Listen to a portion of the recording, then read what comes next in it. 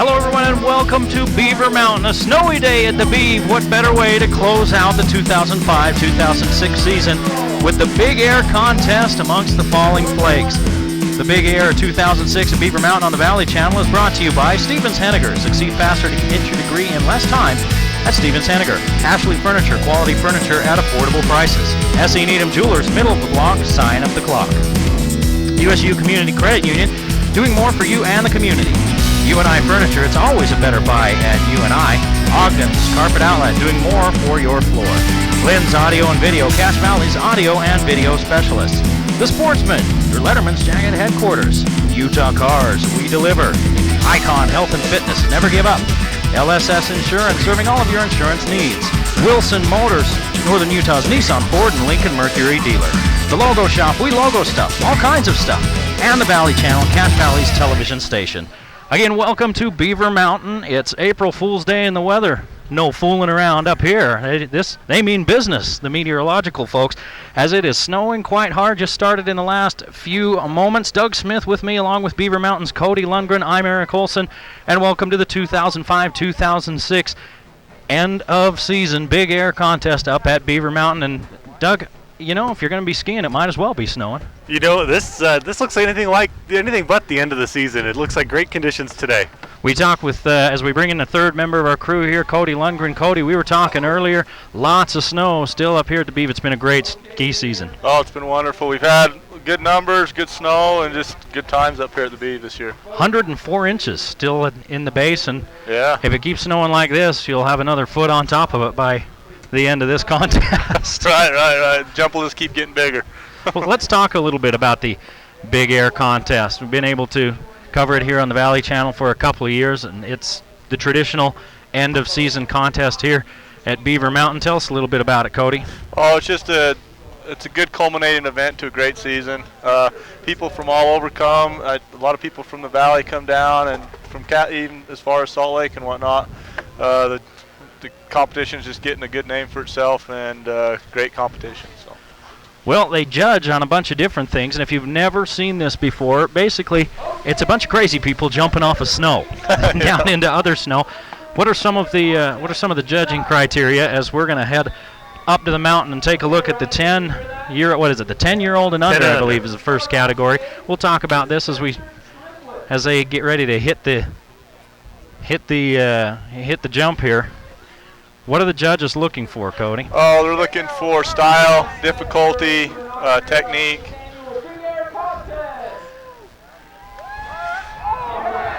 A little shaver going off the jump there. It's better. They're not looking for if you just go off the huge jump and just get big air. Technique is a big judging factor. Well, we're in the kids 10 and under. That was Spencer Triplett, followed by Sean Triplett up next. Take a quick moment to let everybody know who the judges are out there. Andy Beck is going to be checking out difficulty. Quinn Bingham is our style judge. Brad Oliverson is amplitude, and landing will be judged by Wayne Wheeler. I would assume that it's optimum to land in a vertical position. Yes, it's a lot better if you go faster on these jumps. You get hurt a lot worse. If you come down on the knuckle, you're going to hurt yourself really bad.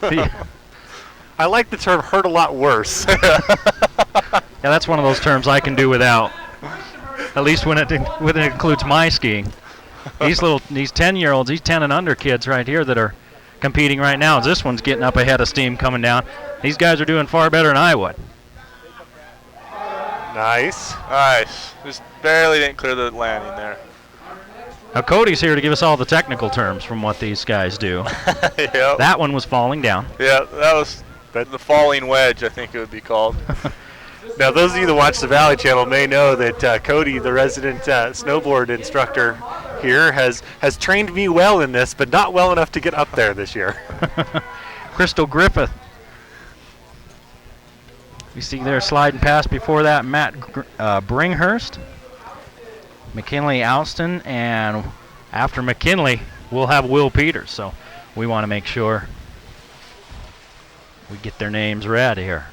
We know who we're watching.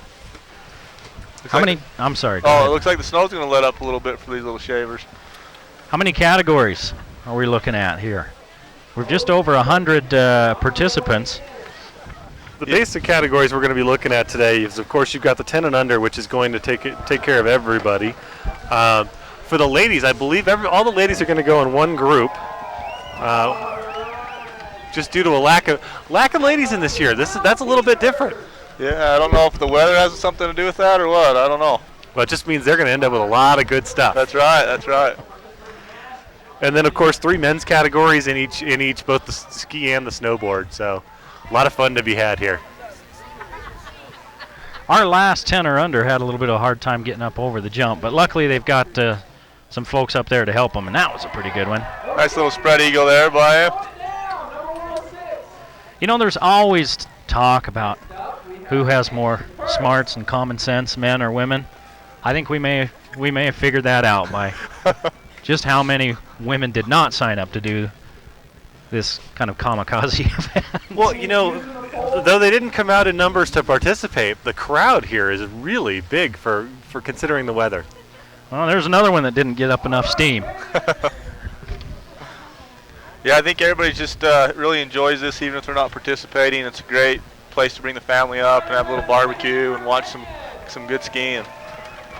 Kenyon Perks. Cody, what effect is the snow having? Is it slowing down that ramp at all? Yeah, the more snow that falls and the thicker it gets, they'll have to go higher up the hill to get enough speed. Corbin Anderson here is getting some speed. Let's see what he hits. A nice little flare there. Folks, this is the kids 10 and under. Kids 10 and under, making us all look bad. 2 different ramps up there. Cody, one steeper, a little bit more air. Is that how it works? Right. There's one that's, I think, 45 feet, one that's 35 feet, and the other one's 25 feet. I'm not sure, but I think that's the measurements on them. Ocean Chandler, they're getting a pretty good pop as well. Now, Cody, break it down for us. They're going to do 2 preliminary rounds, and then what happens? Then they go, if you qualify after those 2 preliminary rounds, they go into the finals, which then they start letting you go inverted, I do believe, if it's the same as last year. Yeah, my understanding is, that we're not going to, we shouldn't see any inverted maneuvers. No, if you see any inverts before then, they'll get disqualified. Tanner Perks was our last jumper. He's going to be followed by Perry Ann Eck. Perry Ann Eck's a local ski instructor kid up here. Let's see what she's going to do. She's got a little bit of speed coming down the hill. Oh, lost it when she got off the hill. Now, when we do get snow like this, on a clear day, it's nice because you know up from down. Right. When you're flipping in the air, you can see blue.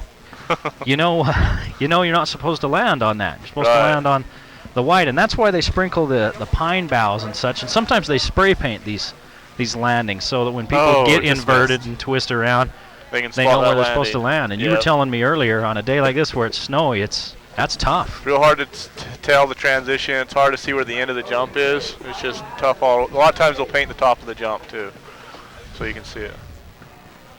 Bryson Sidaway getting a little help down there, and Kyle Adams, our last 10 and under participant in the preliminary here, and here he comes.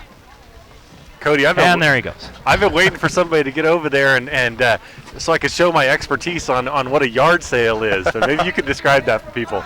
Oh, yard sale is pretty much when all the equipment comes off and it's sitting out there for sale. You lose your poles, goggles, gloves, skis, everything. So. Well, I think the key right now is they've got to be able to make it over this jump. Right. Can't have the yard sale without that. We need to see some more amplitude.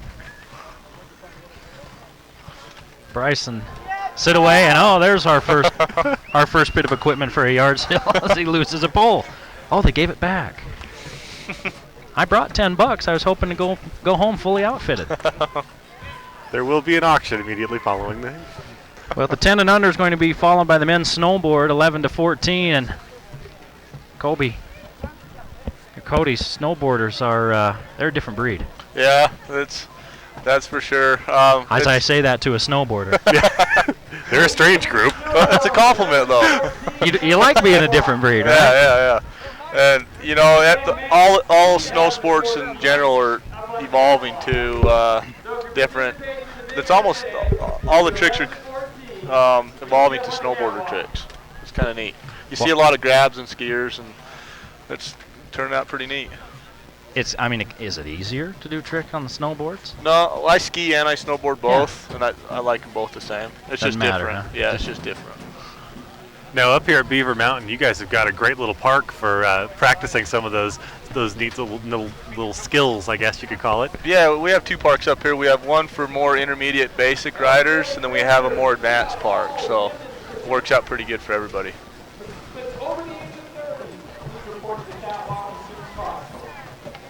We'll see them heading down here in just a minute. What's interesting is a few years ago, it hasn't been that long ago that, skiers and snowboarders were almost cats and dogs. Right, right. The skiers didn't, and there was a lot of places, a lot of resorts wouldn't let snowboarders in.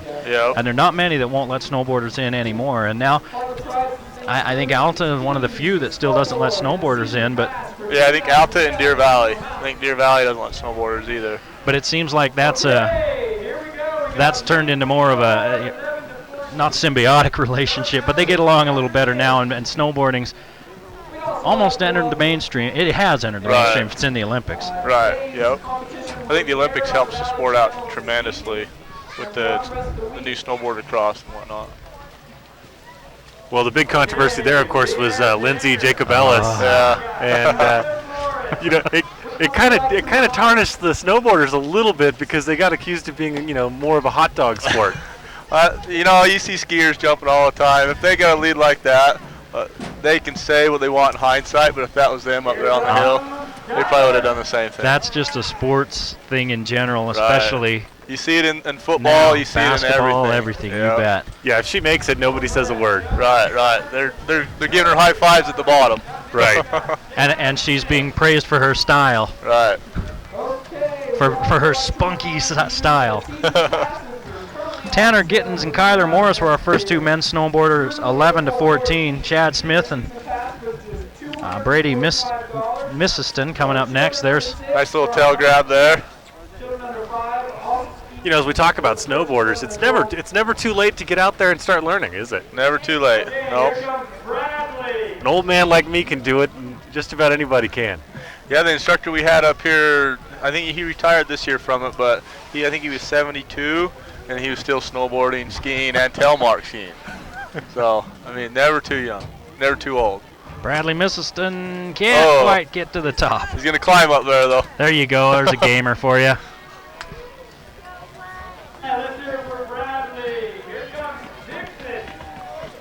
Now, are they going to end up scooting further and further up the hill as the snow continues to fall? Probably, yeah. I would think so. I know I would if it was me. Dixon Boughton, followed by Ethan Peterson. Here's Dixon. Little tail grab there. Little bit back, though. Now, the big thing with the grab is how long you hold on to it, isn't it? Yeah, the grab helps you for your stability in the air, and it's certainly style. There's all types of places you can grab, but... Ethan Peterson. Little flare there, that looks nice, good style.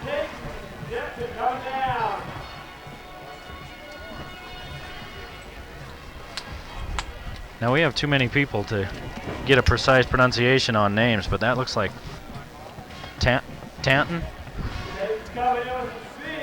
Jepson. There you go. Little mute grab there. They're all having a little bit of a problem getting over the knuckle. Yeah, they're taking a few speed checks up there on the hill. They just need to go straight at it. Ben Miller up next. Now, do you think we'll see a change here as they go for their, later on when they go hit their second jump once they've had a chance to kind of gauge it? That, and I think when the age gets a little bit older, I think you'll see a big change. I think you'll see him clearing it. TJ Smith got enough speed that he takes a spill. Right idea, wrong direction. Right, they get another chance. Does he get to climb back up and take another run? I would think so. Well, there is some strategy, I'm sure, involved in your preliminaries when you get to the older guys. You're going to want to make sure you do just enough to make it through to round 2. Right. But you don't want to take too much of a chance, right? And biff it, and you're done. What do the winners get? Bragging rights? Oh, they've got a whole truckload of prizes down there. That's that truck I saw sitting down there with all the stuff in it, huh? Yep. That's why I said if you're in the ladies competition today, you're in great shape because there's no sharing. Jens Jorgensen. Nice little mute grab there.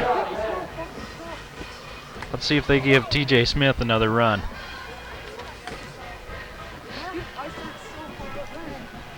Of course, he's got to hike back up that high. And I'm sure you can see, and you can, looking at your shot there, there's still plenty of people just riding the mountain today, riding the lift up and skiing the mountain normally. Yeah, the snow's great up here. They don't shut down the whole resort just for this. No. Oh! Nice backside 360 there. That's the kind of speed you want to see coming down, right? Right. He actually landed right past the knuckle. You could get quite a bit more and still be pretty safe.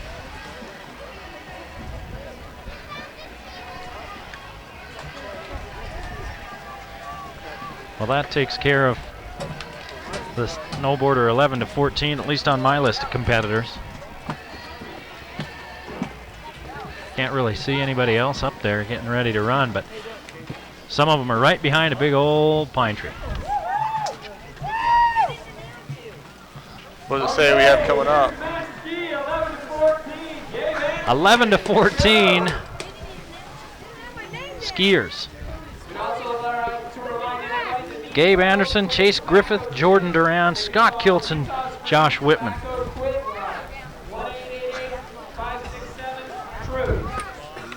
We're getting all kinds of corrections on what kind of tree it actually is. You know what it is? It's coniferous, all right? It's an evergreen tree, isn't it? Yeah. It's tall. It's tall, green, and has needles.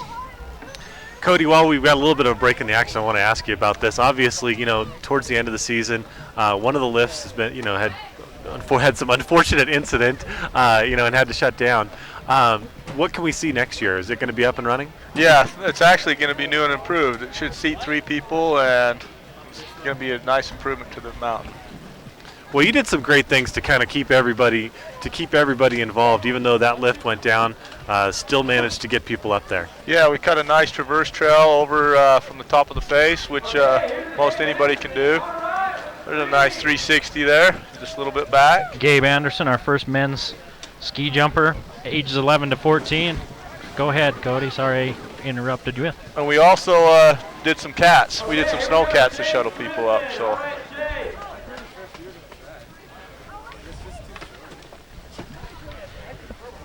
Chase Griffith should be next down the hill.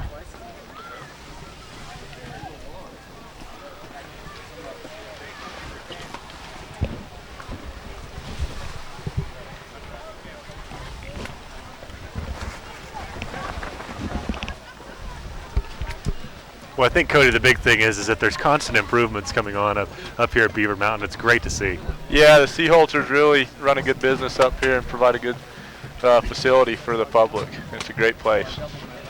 Lots of years, and that's the thing that the AAC Holsters do understand is even if you got something good, that doesn't mean you just sit on it and never change. Want to keep improving it. Yep.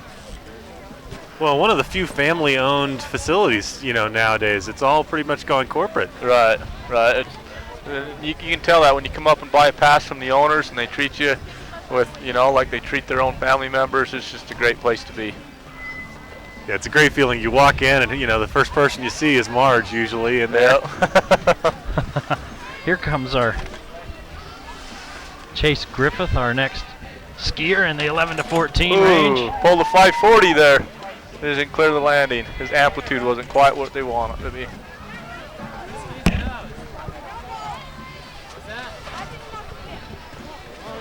As we're battling the snow a little bit here as well. I'm just trying to keep my Yeah, you guys ever been on those snow cats? papers all dry. Didn't get a chance to check it out this year. It's pretty fun. Most places you go there and have to pay a couple $100 to get a snow cat ride, but here at the Beav you get it. You're running part of your right lift up, ticket. huh? Right. Well, you've still got, do you have season passes for next year available already? Right, yep. They're on sale right now for $245 for 12 and over. For 6 to 11, it's $110. For 5 and under, if you buy an adult pass, it's free.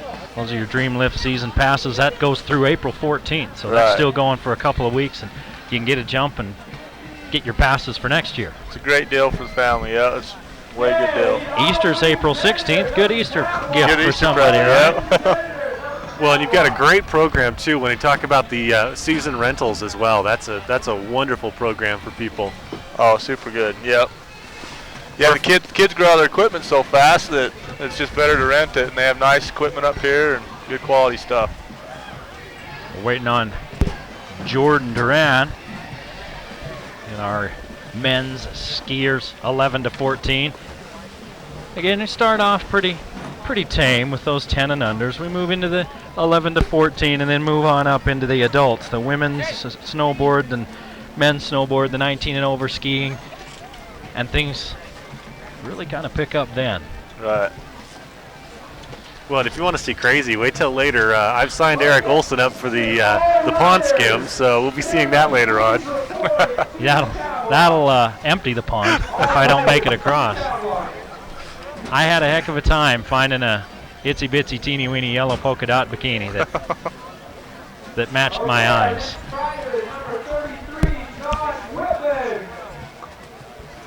Looks like it's Josh Whitman that's coming down next, number 33.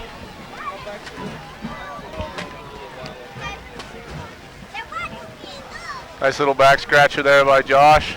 Got a little altitude off the end there. Yeah.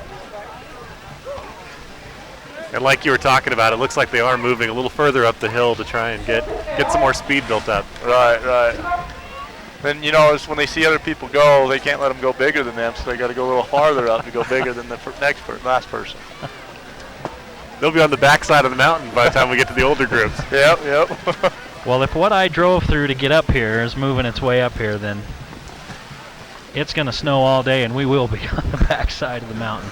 It was raining pretty good down in the valleys, and as we came through. Well, you know, as we watch some of these, you know, you talk about all the people that come out to watch this event. I'm seeing some barbecues out here. It's turned into a real tailgating spectator sport. I can hear live band, too, off in the background. Yep. That live band helps pump the riders up, too, always, so little music. It's a party all day up here.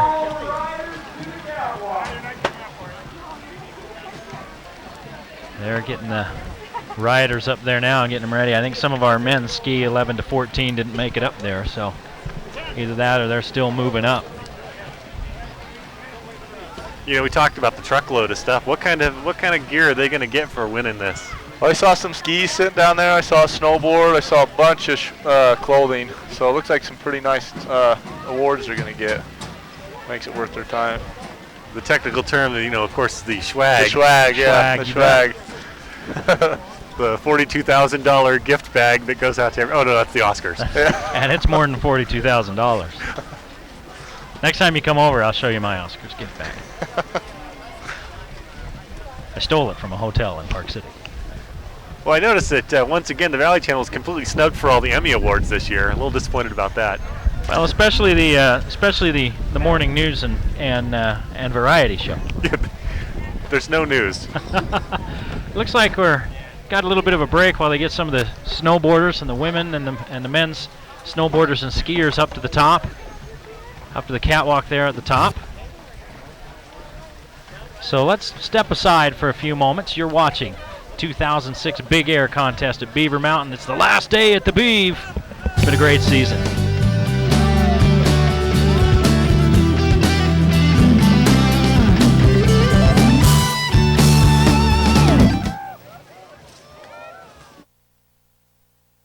Don't you wish you had a family member or friend you could go to that you knew you could trust and would give you a great deal? Well, at Wilson Motor Company, we've been doing that for over 62 years. This one-of-a-kind family-owned third-generation dealership has been providing great Ford, Lincoln Mercury, and Nissan vehicles, plus quality pre-owned vehicles at low prices due to our low overhead. We also offer factory parts and quality service. You are invited to buy with confidence from your neighbors at Wilson Motor Company.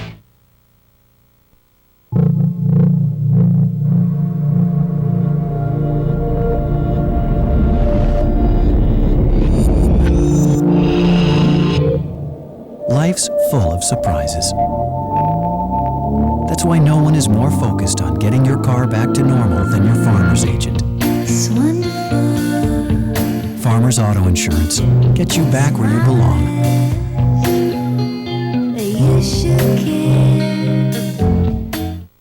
care. We're back at Beaver Mountain, a snowy day, the 1st of April.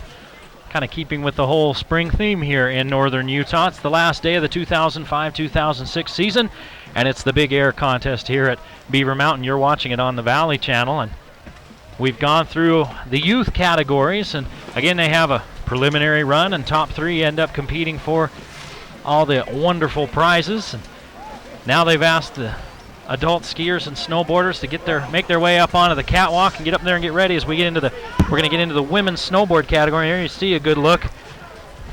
Look like they're on their way to the top of Everest. Yeah, they look like the whole caravan going up there, don't they?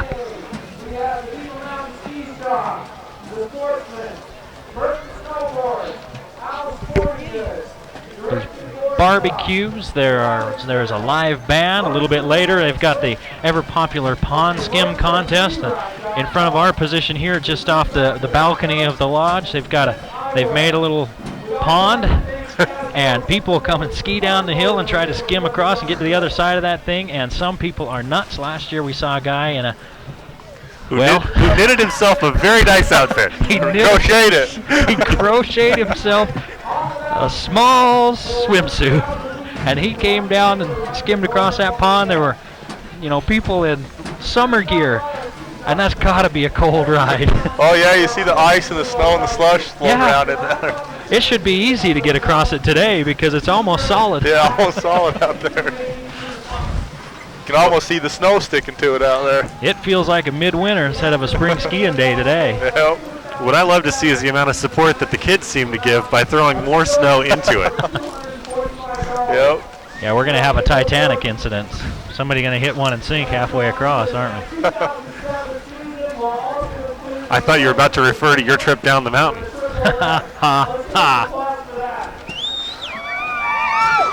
It's not often that you and I get to team up in the same broadcast, Eric.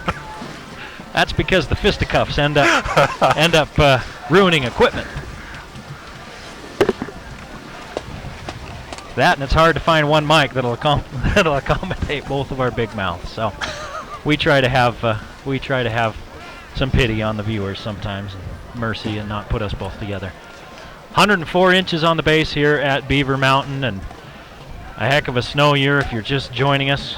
Cody Lundgren from Beaver Mountain with us, Doug Smith along with Eric Olson, and we're just having a fun day on the Beeve.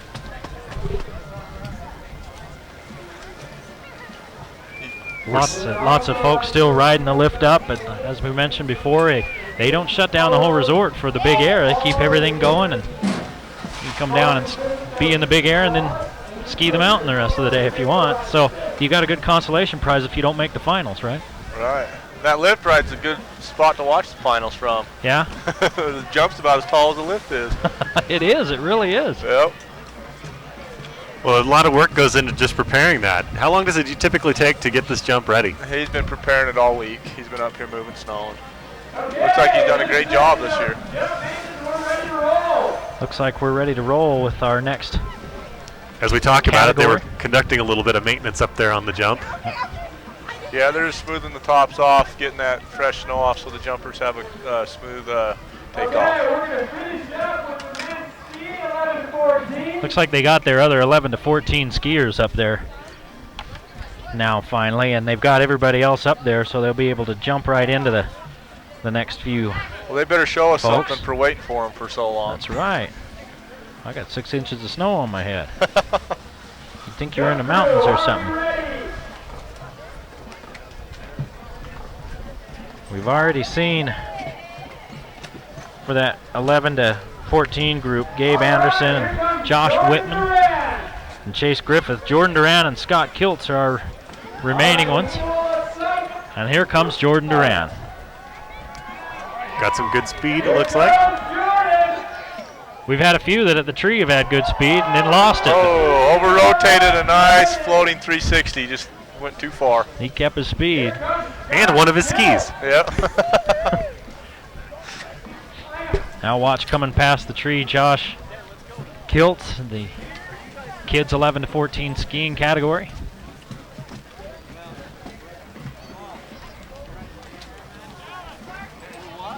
Now, Cody, we've heard you broadcasting on for this event a couple of times. How come we never see you up there?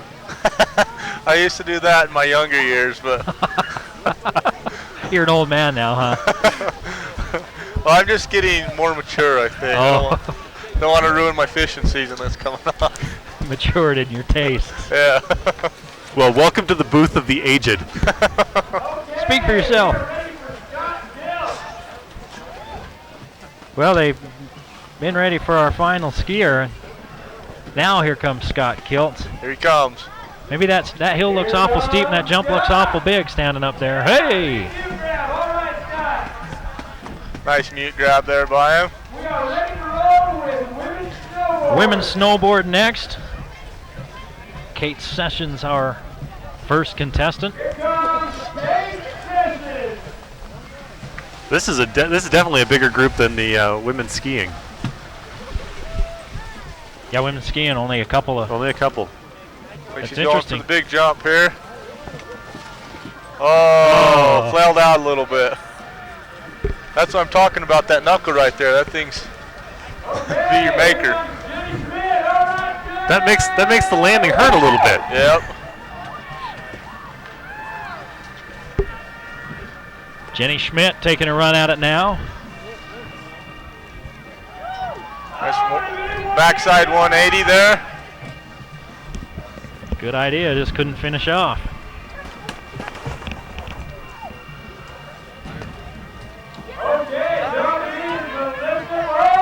Melissa Bowman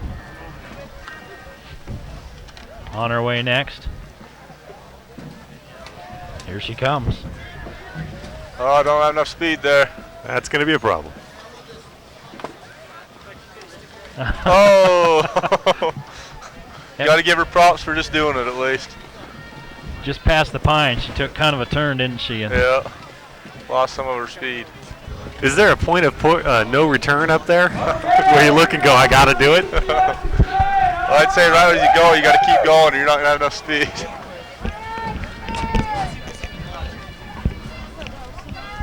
Alicia Dirksema, she looks like she might have lost some speed as well, but she got enough Yeah. to get off the lip. Leaning back a little bit and just couldn't pull it out. Lindsay Lovell is next.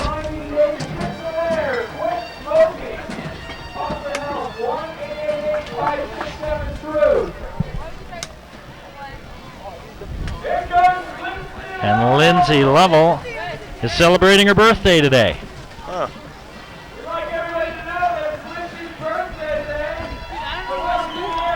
Looks like she's got some pretty good speed coming into it. Oh! Compressed a little bit there. I think she's about 2 inches shorter than she was.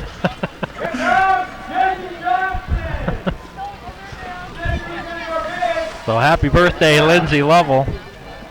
Spending it on the slopes. Jessie Johnson now making her way toward the jump.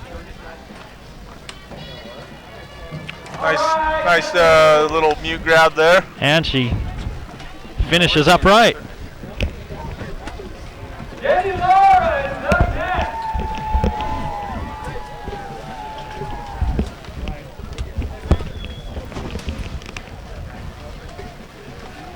This is Jenny Lara. She's a ski school employee, actually. See what? Oh, that wasn't her, was it? Jenny Lara Metanik is 76. that was. Yeah, it was. Let's see. These guys are probably competing a little bit. They both work on ski school. So this is literally for bragging rights here. Bragging rights here, yeah. Nice front side 360 there.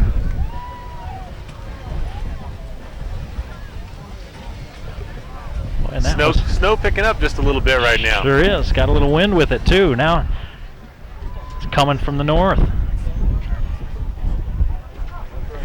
And yes, it is. really turning into a winter day up here.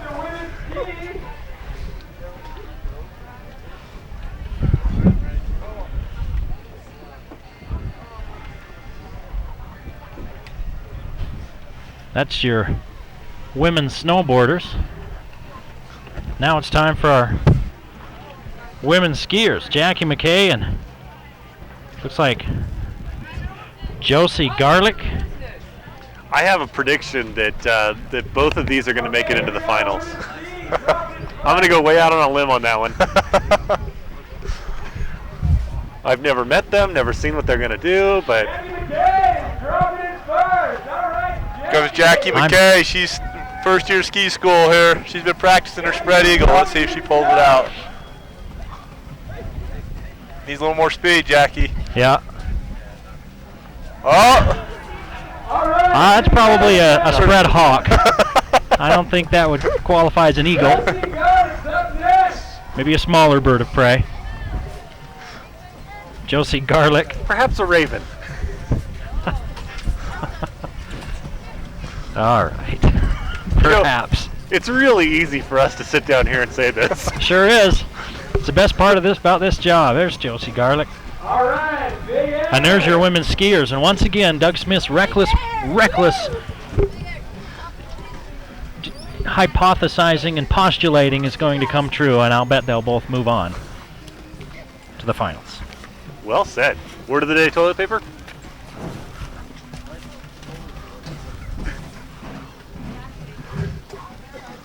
Well, you got to go out on a limb every once in a while. Looks like we've got an over 30 category. Okay, any more participants that have not jumped, please come up here, especially if you're over 30. And we only got a couple in that over 30, Darryl Glenn and Howard Danes. Now you got to keep your eye on Darryl Glenn. Yeah? Yeah. He goes huge. Does he? Oh, yeah. Landed on his head one too many times? Last year, I'd have to predict he had the biggest air of the whole competition. He landed right at the bottom of the transition of the jump, slid on his belly for about 100 yards, and got up and just loved it. If you're going to go big. Oh, he right? goes big. He goes big. I love watching him. Well, we're waiting for the over 30s as we're finished with the women's snowboarders and the women's skiers.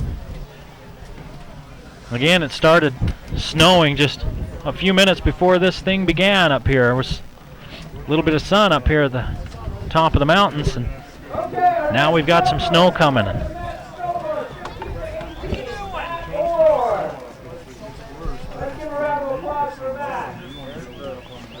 Well, Eric, you mentioned this earlier, and it holds very true right now. There's no difference between the sky and the snow. It's blending in nicely. Oh, Front side 360 there. Just didn't have any air. Pretty much spun right off the top of the jump. I think that was somebody that we didn't have on our... Jonathan Parker is up next. All right, Jonathan. What they did is they went straight from the men's over 30 to the men's snowboard, 15 to 18. That was Matt Orr, so Jonathan Barker's up next.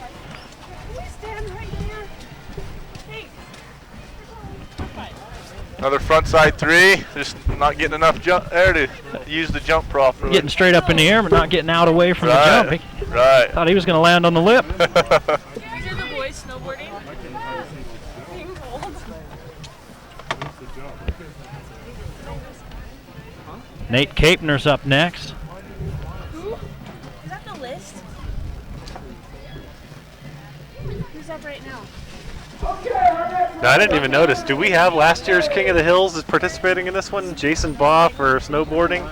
Shane Curtis, King of the Hill last year in skiing. We'll have to check and see if they're participating in it. Got to come out and defend the title, right? Oh. That's when you really should pick that smaller jump. Did you say Jason Baugh is one of your King of the... Last year's King of the Hill for snowboarding. Yeah, he's here.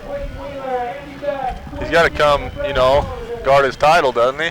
I think it's required. You got to come do the title defense. This was Tanner Mistison. Again, we're still having a real problem clearing that knuckle area. Yeah, I just don't think they're carrying the speed into it that they need. Looks like Derek Cox up next. He cleared it. Nice tail grab there. It's a tricky day, isn't it? Yep, yep. The snow's kind of wet and a little sticky. You got to make sure, it's a little deceiving. You got to make sure you have enough speed to clear that landing. Paul Bichette coming down next. In the men's snowboard, 15 to 18. And he's got a little bit of juice behind him. Whoa! Oh! He's rolling those windows up, but he stuck it. And Paul Duchette lives up to the name of the competition with some big air. Yeah, is that Paul Duchette that just jumped? Yeah. Yeah, his mom, she, you ever get hurt, she can patch you up real well. Oh, She's yeah? patched me up more times than I can count. Jake Shepard took a spill. Ooh, and landed on his shoulder. Get up, rub some snow on it, and back down the hill, he says. We're in the men's 15 to 18. This should be Andrew Stagg coming down. Nice little flare there. They're still not getting over that knuckle though. Need a little more speed and amplitude. Eric Wangsgard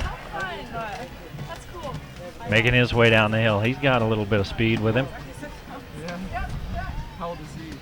Well, he lost it right at the end. Kind of speed checked right there at the end. Wondering what's going on, I guess. He said, hey, I landed upright. Give me a hand. There's got to be some points for that. All right, here comes Justin Buck. There he comes. Got some good speed coming in. See if he can keep it. Yes, he does. Oh, almost had a front side 540. He went for it. So many people are ending up spilling at the end. Like maybe kind of figuring, you know what? If I can hit anything, I'm moving on. Right, right. Well, and Eric, you said it earlier. I think, there's a little bit of strategy comes into play here, with just want to get into the next round. Well, in these categories with more competitors, we see Justin Kohler taking a run. Oof. Almost cleared it, not quite.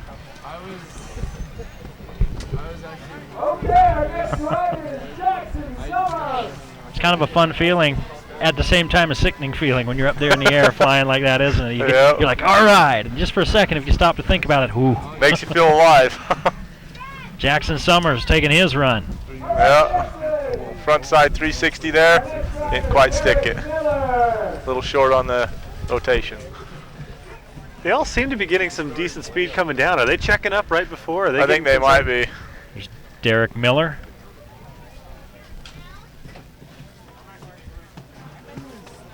Oh, front side 360 for him. Looks different than the last guy, but he's a goofy rider. He kind of went halfway around, then like he had to throw it the rest of the way. Yeah. Okay, Dallas Pacific is coming down the mountain. We'd like to thank one of our major sponsors today. Well, one of their category riders in this men's snowboard 15 to 18 still making his way up the mountain, they said, so we might have to pause for a minute. Looks like we got one coming. Yep. Got some good steam. Really good speed there. You bet. Oh, we got got a little inverted there on accident when he was rotating. Got to give it to him. He cleared the knuckle at least. Not many points for the control on that. Right after Nick Bichetti here, I think we can take another look at that last spill. Here's Nick Bichetti. Nice, slow rotating 360. Some style points there. So wait, are we on the next list? Let's take a look at the turf we had here just a moment ago. Okay, as you see him going off, he goes to rotate, kind of springs back, gets off axis, and there comes the head and the shoulder. Ooh. Boom. Good thing it's slushy today. He got back up and slid down the rest of the way. And is now a good time to talk about the ski patrol? They're down there ready. I see a whole bunch of red coats down there.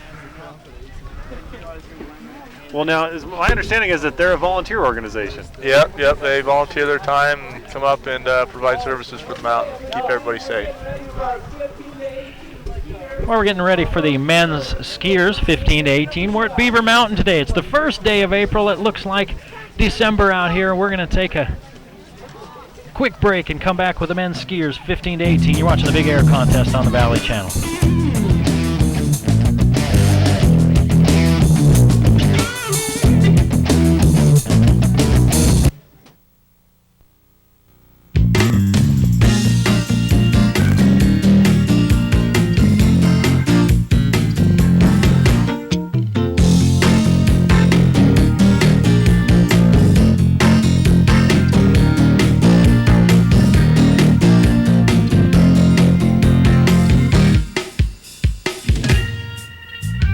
Welcome, friend, nice to see you again at the Sportsman. Hi, I'm Bryce. UNI Furniture is Cache Valley's newest full-line LG dealer.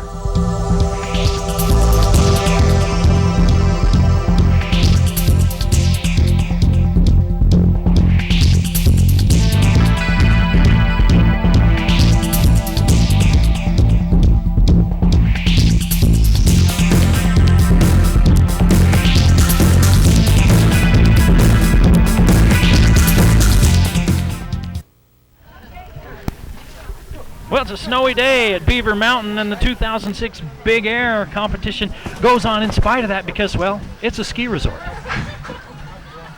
Eric Olson along with Doug Smith and Cody Lundgren. Cody from Beaver Mountain here. Now you see my prediction up there. They're about 50 yards farther up the mountain They now. sure are. They're almost up all the way up to the next pole. Yeah. And do not adjust your TV set. It is just that snowy up here. This is April at Beaver Mountain. If they move much further up that hill, we won't be able to find them at the top. And you can see a good crowd here at the base of Beaver Mountain. And if you could have just seen the mad scramble, not only are the skiers and snowboarders competing for some prizes, but contestants are as well. Okay, we got just a little bit of jumping that's left. We just like to remind everybody how we do the judging. Board judges judge according to different categories. We have a judge for difficulty, a judge for style, one for amplitude, and one for landing. Each competitor will be given 2 jumps. The best score will be kept.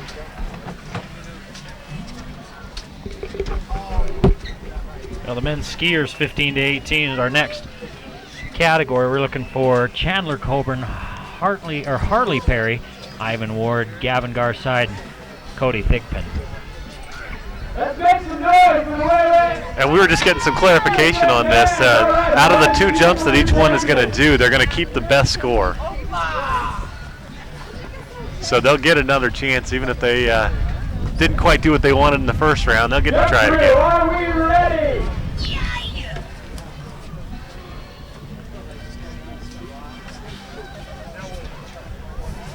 This is quite the party out here. You know, you got the music going in the background, and Oh yeah, the weather's not holding. It's not holding the people back at all. 15 to 18. well, something tells me these people are used to this. Yeah, that's what it's all about. Horses, drop it in.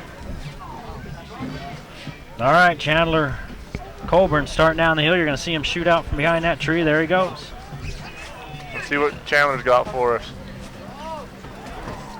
Nice little 360 there, just a little too much rotation on it. Next up, we got Harley Perry all the way from tower number 4. Let's give it up for Harley. He's coming in with some heat. Here comes Harley Perry. Come from way up the hill. And Okay, Harley, come And he's on, going. let's give you one more. he must have lost it. He must have lost it. Because He was coming in hot too. He was. I wish I could have seen that on the backside. There is that point where they disappear from our view, and well, sometimes they never come back. Here comes Ivan. Ivan Ward. See what he's got for us. Nice big 720, 2 rotations. It's worth the hike. This is the men's ski 15 to 18 category.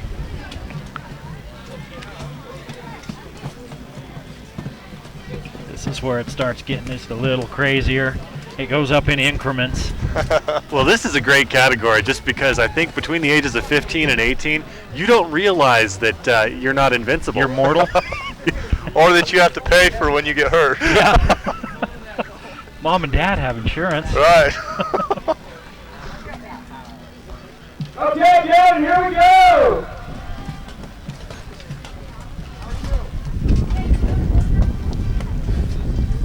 They are really getting up there now to try and get some speed. Here comes Gavin Garside. He's got a little behind him. Nice crossed up 360 there. That's some really nice style. Here comes Cody Bigman. All right, Cody. Again, starting from tower number 4. He's coming in with some speed. Cody Thigpen. Coming from up top. You bet, he was way high. Whoa! Now he said no inverted. Are we calling that was close. inverted? That's not inverted. Sideways. He's close, but it wasn't inverted. That was a nice trick. That's way more inverted than I ever want to be. Okay, here we go. Men's snowboard, 19 and over. Next up, the men's snowboard 19 and over category. Again, they each get 2 preliminary runs. Yeah, that's a pretty big category. I mean, 19 and over. How's a guy that's, up in years going to compete with 19-year-olds? I don't know. That's why Doug's not out there. That's it. Doug competes money-wise. These guys, he gets beat out on the court or something like that, and then he just whips out his wallet and says, you know what, you didn't have any of this. Because everybody knows the best job in the Valley, Doug, being at the Valley Channel. Doug's got a bad back, that wallet's so big. Here he comes. Sean Peterson. Good speed. See what he's got. Nice big 360 there. Just couldn't hold on to it. Okay, here goes Chris Benson. Now, you really do want to try and keep your face off of the landing, right? Right.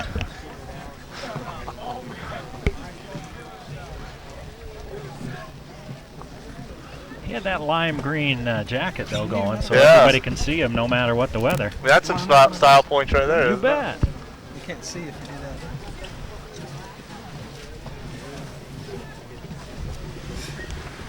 Chris Benson, here we go. So who do we got coming here? This is Chris Benson. Nice. Got some speed. Oh, nice big 540. Okay, here comes Oscar. Oh, Oscar is a mountain favorite. He works for the lifts, he works for the ski school, and he knows about every rider up here. He's just a great guy. Oscar Marquina, is that? Yep. You know you're good when you just get the one name. You're just Oscar. Just Oscar. Everybody knows you,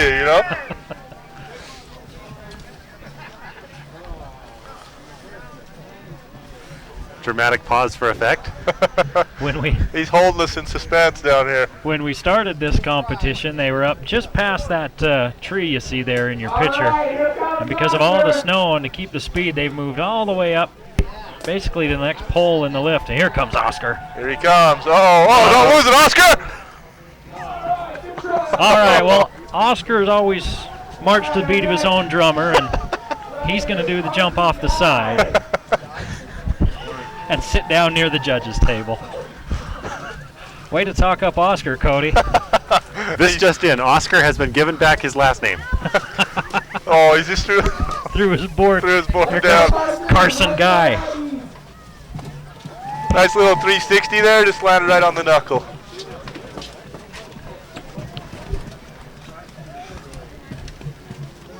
All right, Richard Atkins is heading down the hill.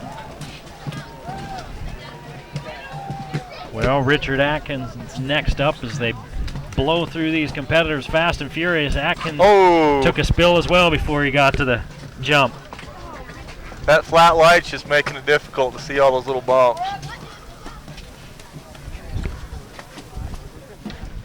Want to get your shooting glasses on today? Your yellow shooting glasses? Yellow rose.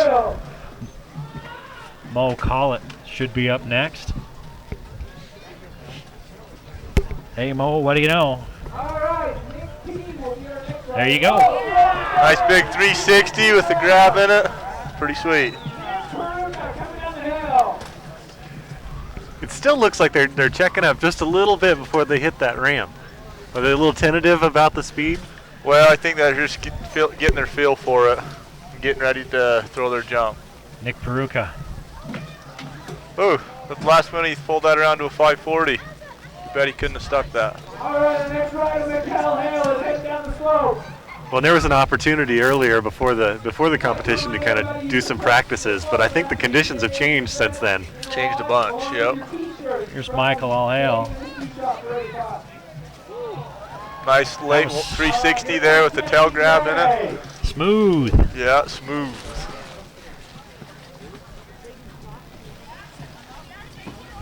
Coming down fast, aren't they? Yeah, they are. Well, you've got a bunch. You got over 100, and you need to get them through true preliminaries. You might as well get them moving. That was inverted. Yeah, he's gone, though. Nice late backflip there. You know, I've wondered about that. We've seen that a couple of times where these guys have some real skills, and then disqualify themselves in the beginning of this. You know, before they get a chance at the cash and prizes, so to speak. Yep. Should have been Scott Pulley right there. The backside 360. Is this Chantry Marble? Chantry Marble, you bet. I got to talk up another kid here. I really think this one's, I don't think he's going to let me down. I think he's going to have something here. Saw what happened with Oscar. You gave him a kiss of death, man. I hope I don't jinx this one, too. Here he comes. Got some nice speed coming in. Sure does. Nice little 540 there. Didn't quite clear the landing, though. Or he planned that somersault after the landing. For style. He made the ramp. Chad Brown.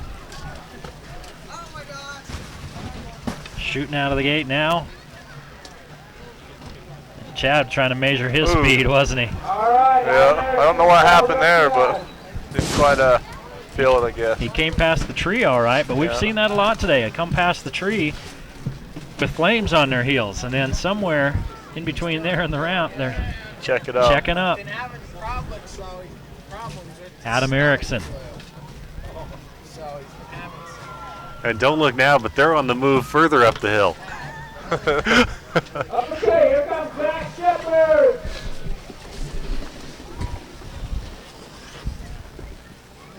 Zach Shepard. Next up. Got some nice speed coming in. Ooh. Very nice, very nice. That's smooth. Smooth. Zach Shepard's probably going to move on. Okay, here comes Lars Reber. Lars Reber. If your name's Lars, you have to ski or snowboard, isn't it? That's a.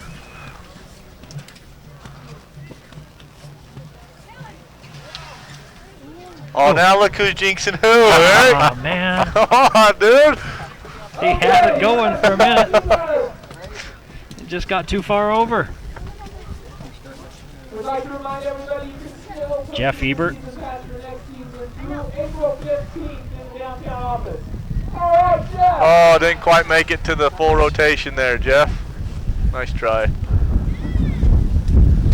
I've decided with the luck that you two have had backing your horses, I'm going to wait until after the first round before I pick mine. Yeah, well, you're not going to go out on a limb, huh? You make those tough predictions like, I think these two women are going to move on when they're the only two in the category.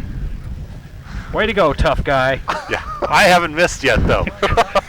Carson Niederhauser. Oh, didn't quite get all his rotation. That's some pretty nice air, though. Gonna have to tap some snow out of his nostrils.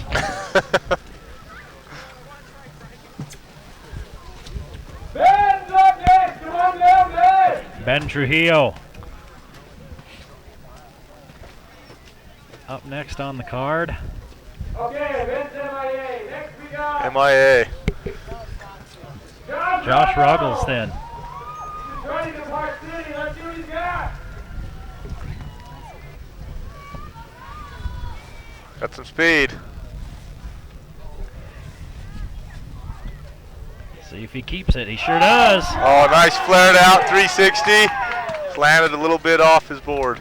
Okay, everybody, what you want to know is Jason's boss. Probably carrying almost the most speed we've seen there. Yeah, that was nice amplitude. Now here's Jason Baugh here to defend You know what? the I'm going to title. go ahead and back this guy. You are? How do you like that, Eric? It's his birthday today.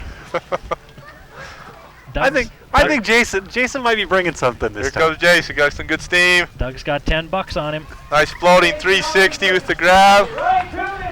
See, just enough to get some points, but make sure you don't end up on your back. I wonder if he's any relation to the Jason Baugh that won the King of the Hill last year in snowboarding.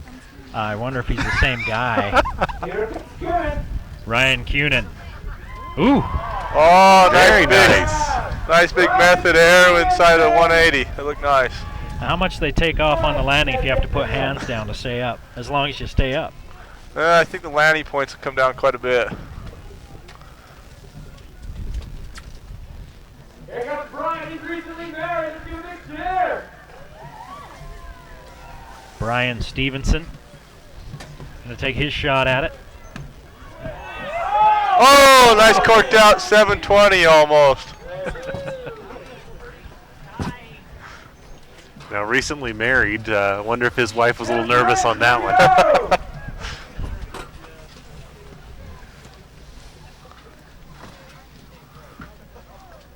That's the difference. Recently married, yes. Married more than 10 years, no. Nope. Land on your head. Your insurance money's good. Jeff Prince. Just going for a nice big air there. Just didn't quite get the big air. Jason's up next. Here we go, Jason. Jason Grotegut. Here comes Jason Grotegut. All right. Coming in goofy. Yeah. And leaving the same way. He got straightened up. Okay, what I mean by goofy riding is he's coming in with his right foot forward, and that's how you can tell if they're spinning front side, back side, or going switch. So for you people out there that don't know what goofy is, there you go. I've been called goofy a lot, Yeah. just never out here. Doug knows Goofy. Jason Perry. Whoa, pretty nice trick there. He had quite a few rotations, just didn't stick the landing. Fresh off his stint on 90210, coming out here to. Oh wait, it's a different Jason Perry, I'm sure. I think that was Luke Perry. Oh, and Jason. Wait. Not that I watched the show at all. That's what I wanted to see. Ian Israelson. Nice big air there, just didn't hold it together. Seth Wiscombe should be the last in our men's snowboard, 19 and over. Here he comes. As the snow continues to fall here at Beaver Mountain. Last day of the season, the Big Air contest. Little 360 there, he kind of left prematurely. That's why his air. Bonus points for trying to take out the sign. Well, yeah, he kind of limboed underneath it, didn't he? Yeah. Bonus points for getting under the sign. That contest isn't until later. Join us for the limbo.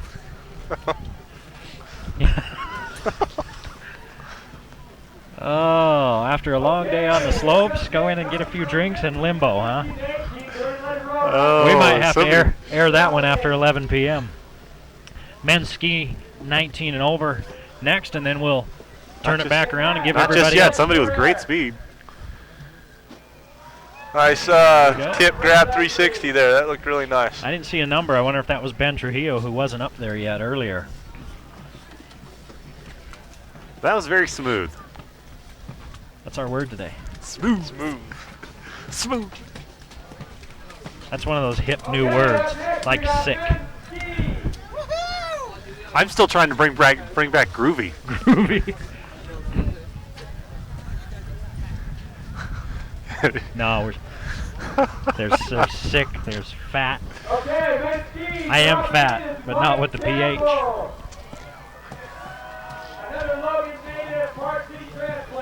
That's one good way to stay in shape, is ski every year. Oh, yeah. Yeah, Cody was forced to listen to my complaining after one trip down the mountain about the fact that I'm clearly out of shape. Mike Campbell. Oh, nice 720, Mike Campbell. He did the switch coming down. Went off that thing backwards. Andy did it on purpose. Tim Anderson. Again, we're in the men's skiing 19 and over category. Here he comes. Oh, 540, just didn't quite get the rotation there.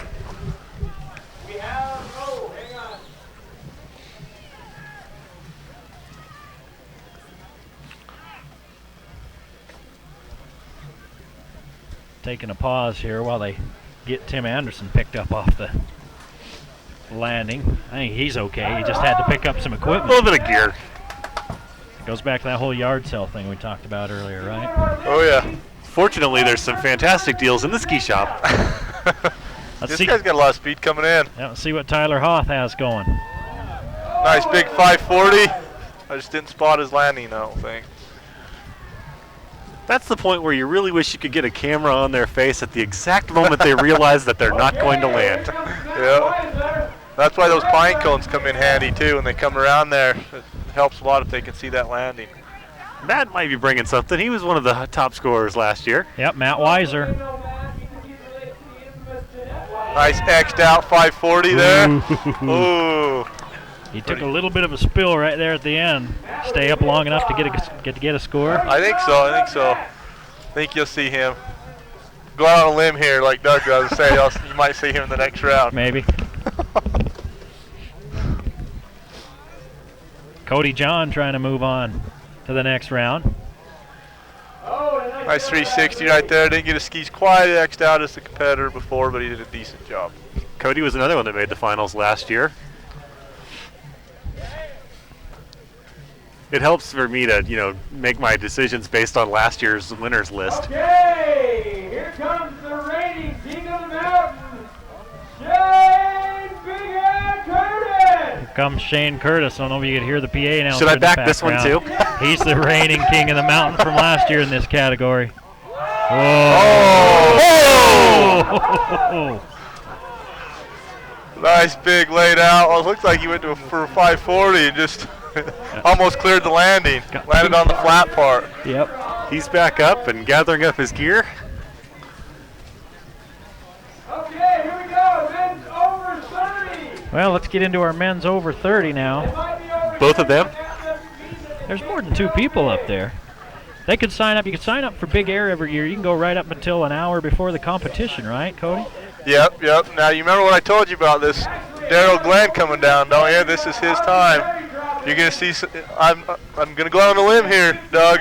There's going to be some Big Air here. I can almost, you can sense it coming. Who's this coming down? Not sure. I didn't hear that. Looking for a number. Nice dinner roll there with the cross. That wasn't Daryl Glenn. No, that wasn't Daryl Glenn. He goes for the more old school tricks. Now, what did you call that move? A dinner roll with a cross. They were getting some of their guys that weren't able to get in on some of those other, for some reason, weren't up on the mountain in some of those other categories. This is Daryl Glenn coming up next. We call them the Cowboy Brothers. Him and his brother ski up here all the time.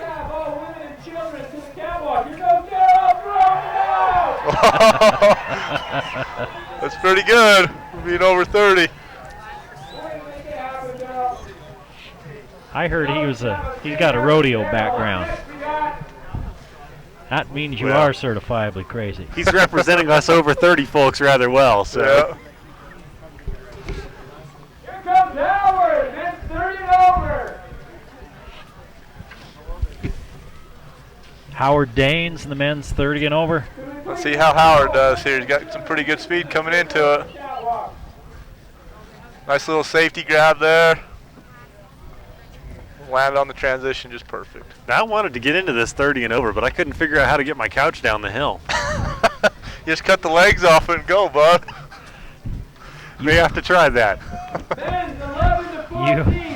You wear some slick enough clothes, maybe you can just go. They body surf, why can't you body ski? It's the landing that I'm That's concerned a slick coat you got on. It's the old school coat. I'd be willing to watch that. You got to try it like, National Lampoon's Vacation, like Chevy Chase on the sled. That's right. Spray some of that oil on there.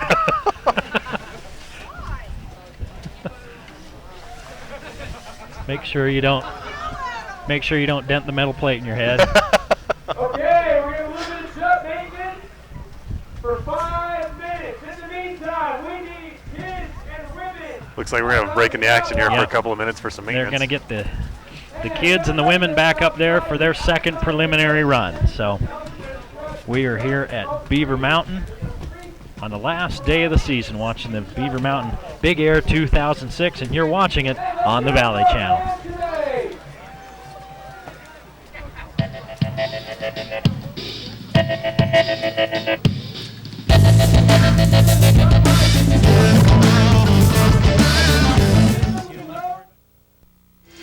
Whether you're looking for a ground-thumping, heart-stopping custom stereo system in your car, or you're looking for a video system to entertain the kids on family road trips, Lens Audio and Video are the experts you need to see. For less than you may think, you can have the highest quality system installed by the most expert team anywhere around. Lens carries every component necessary to make the system you've always dreamed of owning a reality. So what are you waiting for? Get into Lens Audio and Video and let them make it happen for you.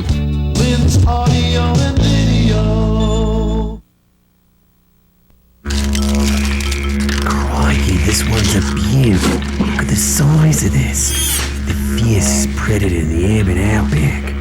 These little devils are the total package. Speed, stealth, cunning, fast, wicked, vicious little buggers.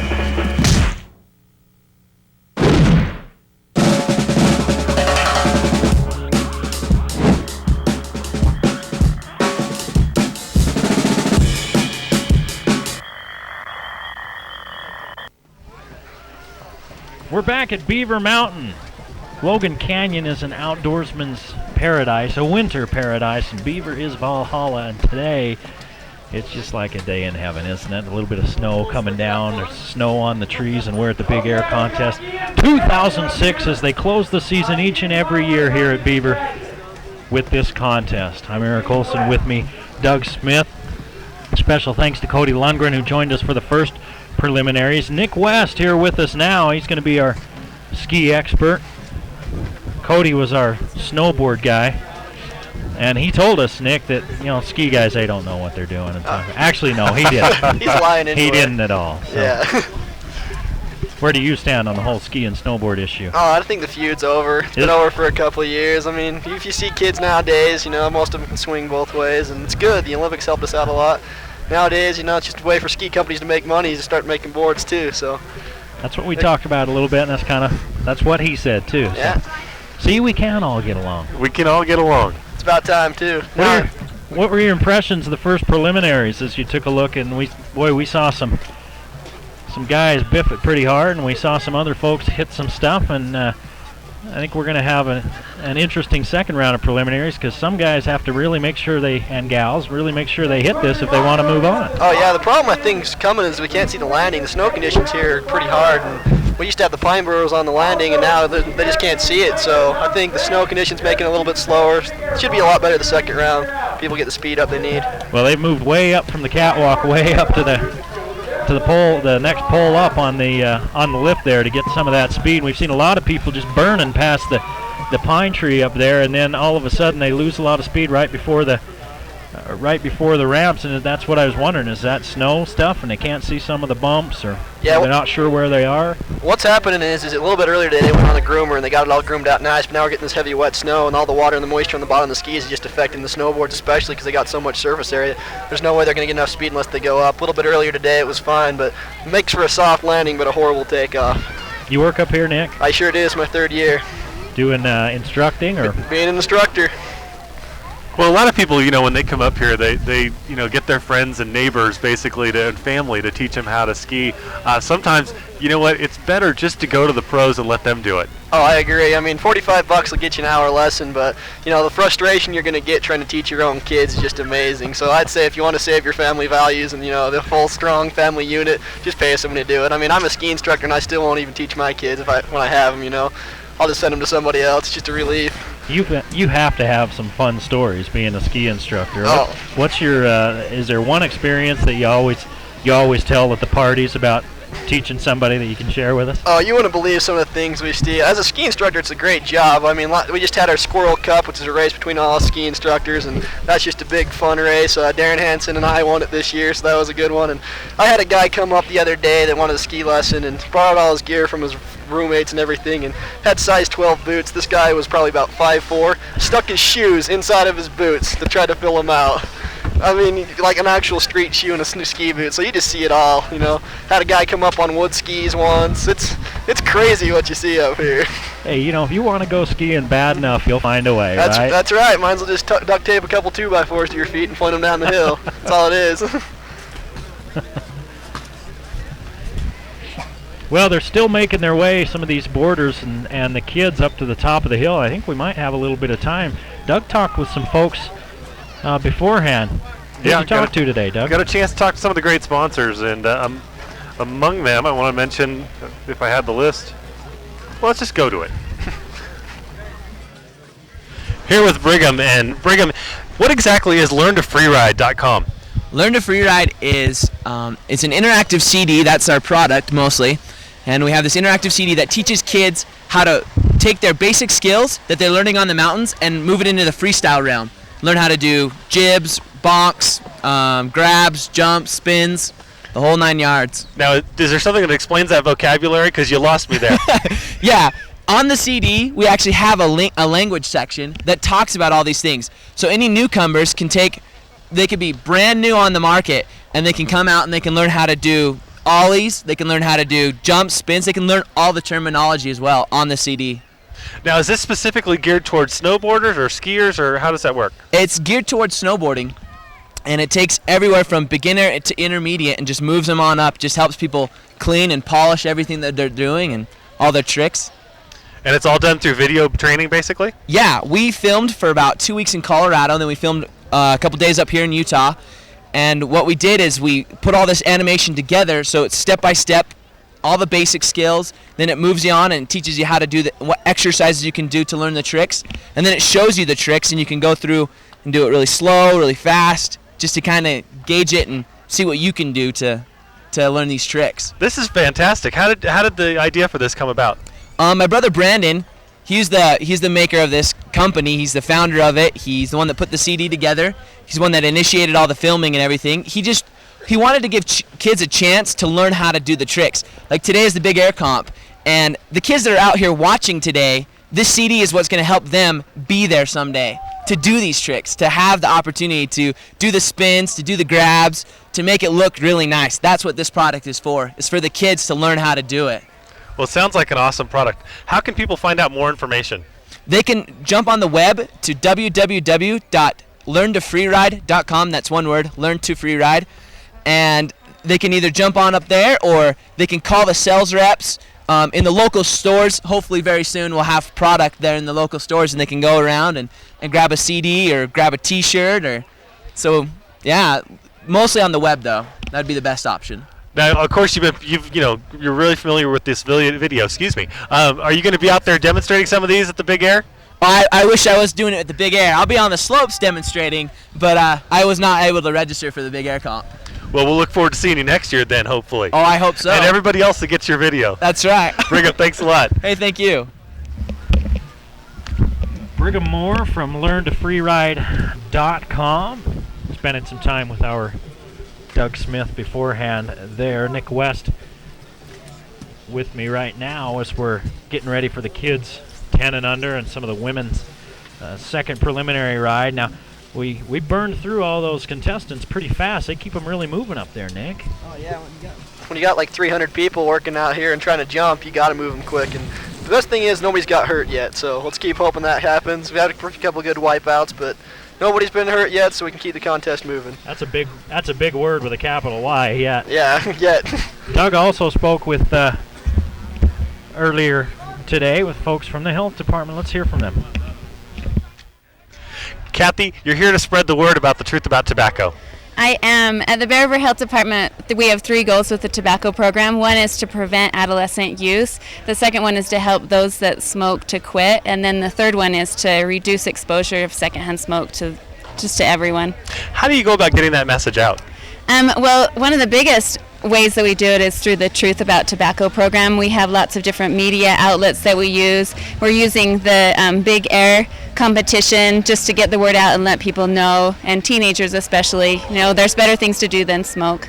And this obviously is one of them, and of course, a great relationship with Beaver Mountain and the Bear River Health Department. You're also out here spreading a message about safety.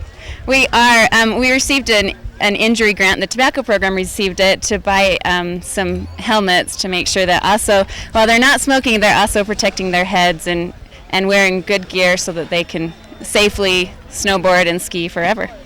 Well, we're seeing a lot more of it, and hopefully it's something that catches on. I know that's a goal of the Bear River Health Department, is to make sure that safety is a consideration at all times.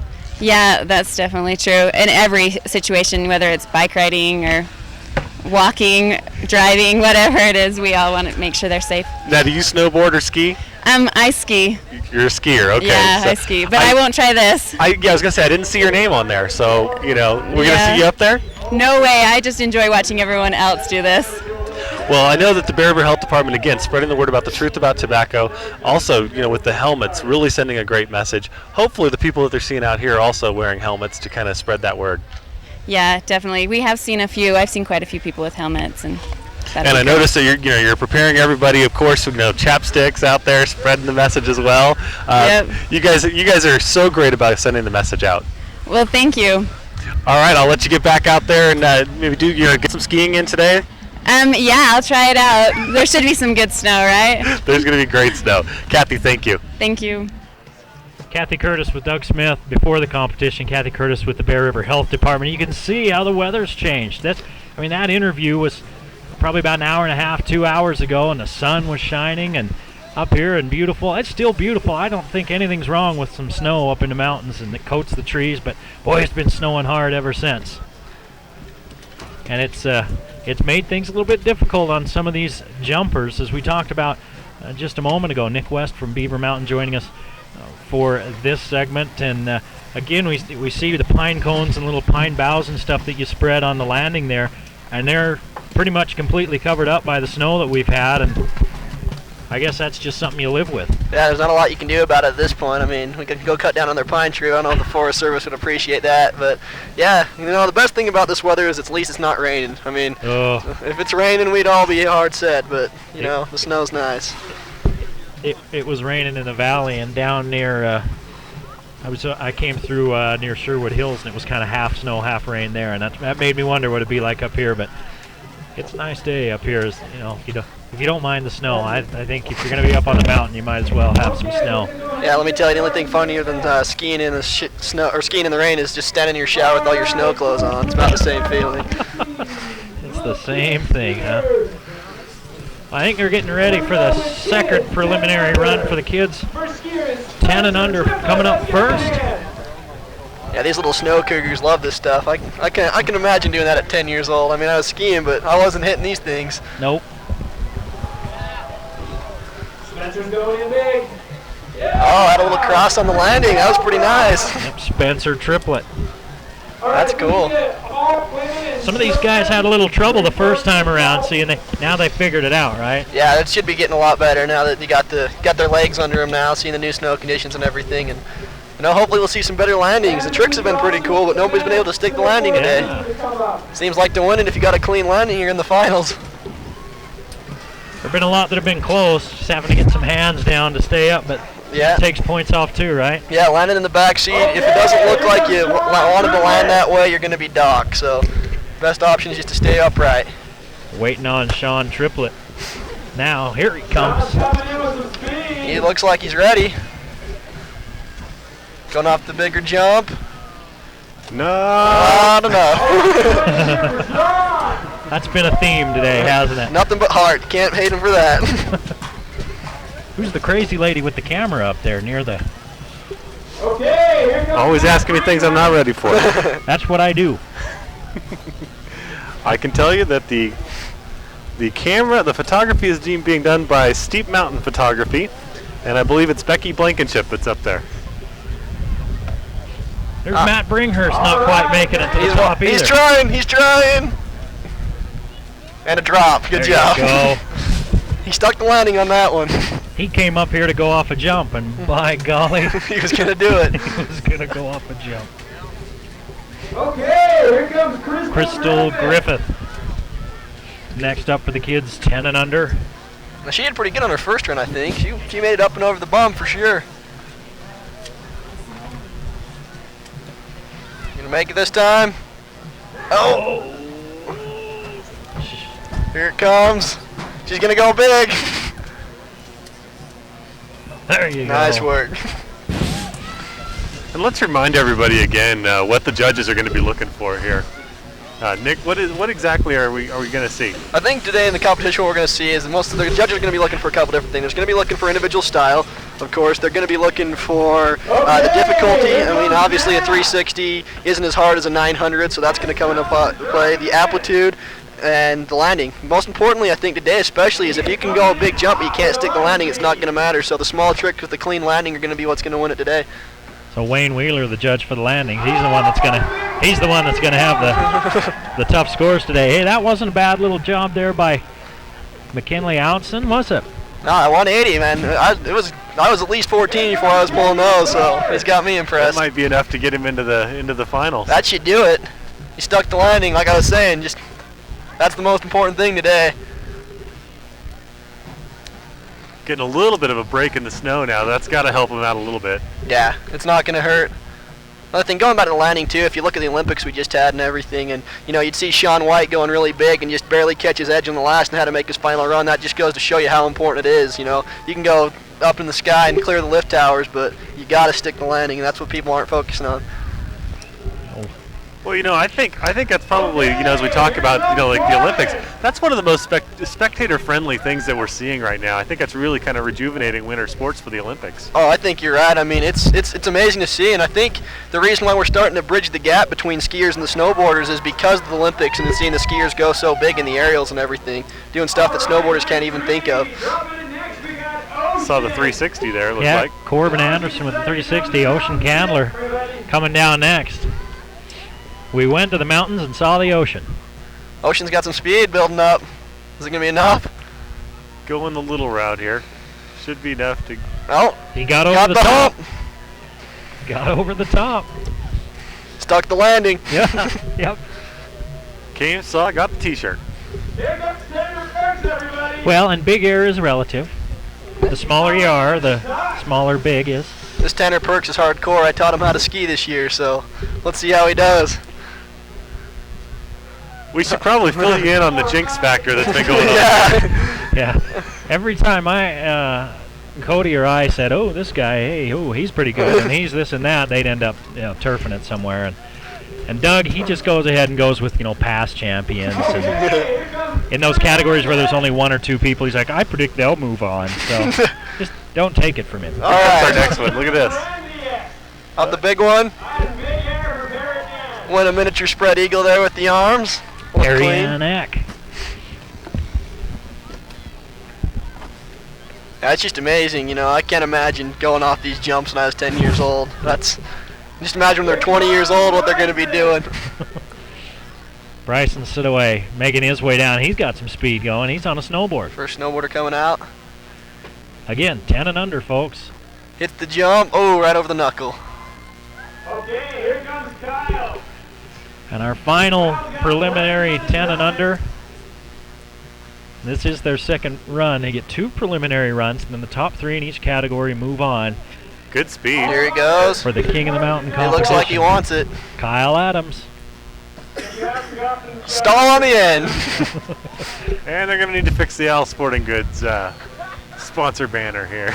Again, though, there were all kinds of landing stuck, though. Yeah, they don't seem to have the problem. See, in this category. 10-year-olds have got the landing down. Yep. One more. I don't know who this is, but he's hauling down it. Oh, he did the little miniature Daffy.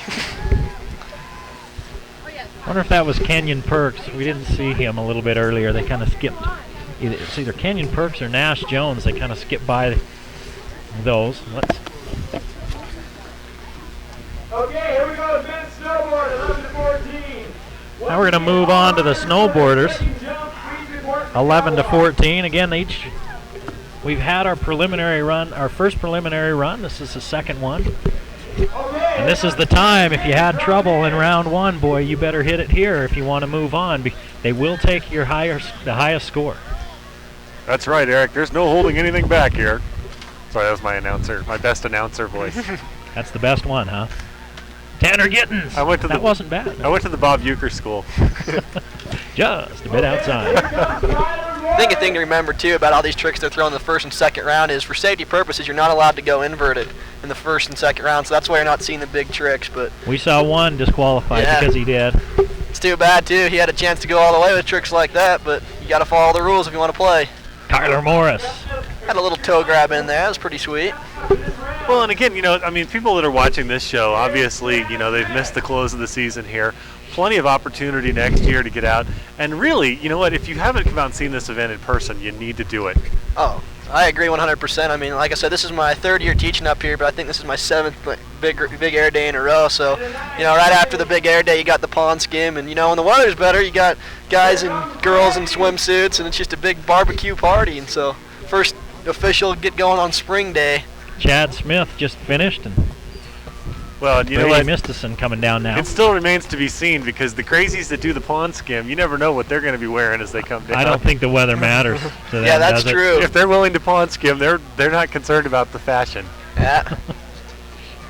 Well, and that's kind of taken off too. I mean, there really is a ski and snowboard fashion that exists out here. Yeah, it's kind of crazy because you're really, especially here at Beaver Mountain more than any other resort, you're getting a mixture of old school and new school styles. I mean, you see the guys out here in their Levi's and Gators just kicking it down the hill, and then you see all the new snowboarders coming out with their matching 2-piece suits and everything. It's kind of weird where the technology's taking us, but you still have a few diehards that are holding on to the old style, which you got to respect, Well, we've got one of those at the Valley Channel. I don't know, you probably recognize him. He's the guy that wears these pants that look kind of like my grandmother's old couch in red black plaid. Oh, yeah, I don't know about that plaid style. It's been all over the mountain here this year. If he would have stuck the landing, that would have been a great 360. Dixon Barton was first, and that was Ethan Peterson that we just saw. Well, and if you're into the fashion, looking for something new, of course, Beaver Mountain's got a great ski shop for that. Oh yeah, we got everything on sale too. T-shirts are still only $10, and there's some good ones left in there. So might as well stop on in and grab some. Here comes Taunton Jepson. Good speed. Hey. There you go, nice. A little 360 with a nollie off the end. Here comes Ben Miller. Ben Miller next up. Again, they're starting way up there on the hill. Tower 4 seems to be the choice of locations now. Got a really good nose grab with the extended back leg. This is great the landing. Oh, sorry, Nick. This is the men's snowboard 11 to 14 category. Now that last move that we saw, is that a very difficult thing to do, or? That's actually one of the easiest moves to start your progression. From there, you can start throwing in the 360s and everything. It's just a good, clean trick. Because it's smooth. I like it. Yeah. It looked good. It just looked good. Let's see. TJ Smith stuck his landing. Well, now let me rephrase that question.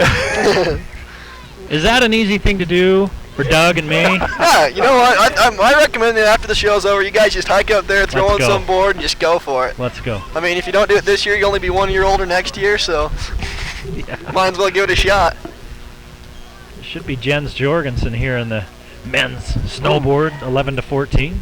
Looked pretty sweet, just real quick. Hit the knuckle of the ramp a little bit, but rode out of it.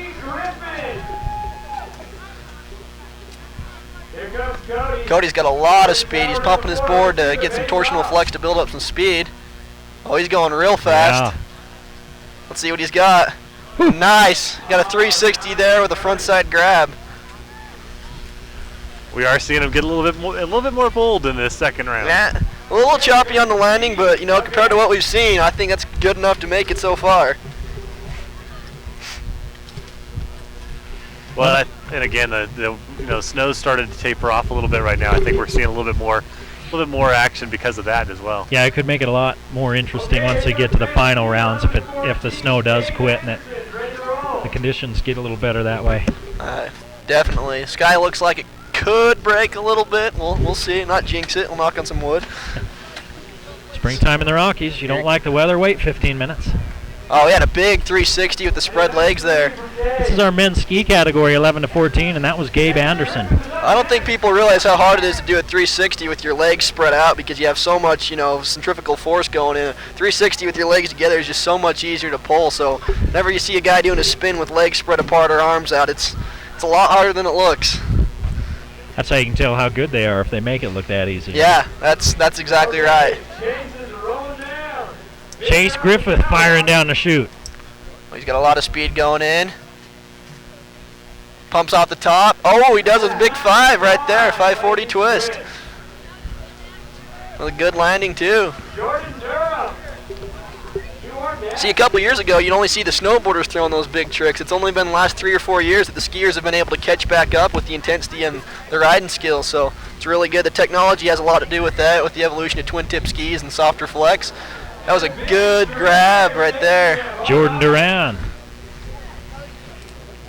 Do many skiboarders ever go on, or snowboarders ever go on to skiing, or vice versa? Or do you kind of pick one and stick with it? Well, the way it works out is up until the time you're about 18 or 19 years old, you pick one and stick with it because most of them will be snowboarders because that's the cool thing to do. But pretty soon your skiing and snowboarding is just going to plateau, and so you got to try something new, and that's why we're getting all the new people in. I believe that one was Scott Kiltz, and Josh Whitman will be our final men's ski 11 to 14, or it should be. Oh, he's got some speed going in. Just kept it under. That's all right. It was a clean landing. Kind of rolling down the windows there. That's what we call that when your arms are kicking out real fast. I need a little more distance. More distance. Yeah. You need to stay upright. Stay upright. It's like sticking your head out in a convertible. You just don't know what to do. But it looked clean, so let's just focus on that. Well, we're seeing them maintain that speed a little bit more. They seemed like they were checking up right before the ramp earlier. Now I think they're hitting it with a little bit more speed. Yeah, if you check it all going down this, you're not even gonna make it over the lip. Well, we're now on to the women's snowboard. Kate Sessions will be first. Not a lot of ladies competing this year. See what she's got. Nice, she did a toe side grab. Ooh, almost had the landing. Got kind of on the back edge of her board, didn't she? Yeah. It happens when you don't get your legs down in time. When you don't extend that back leg, you're gonna eat it. Oh, she's got some speed. Looks like she knows what's going on. This is Jenny Schmidt. Nice 360. Oh, just hit the knuckle. What happens there is what you got to do when you go for a 360 is you got to look for the landing. Once you stop looking for the landing and you stop turning over your outside shoulder, you're just going to case it every time. It's easy to say when you're standing down here under an umbrella, but, That's why we stand here. That's right. Those who can't do, talk about the people that can. Yeah. Not in your case, just ours. Just ours. Oh, I'm not out there today. I know for a fact that girl that just snowboarded can probably snowboard circles around me, so.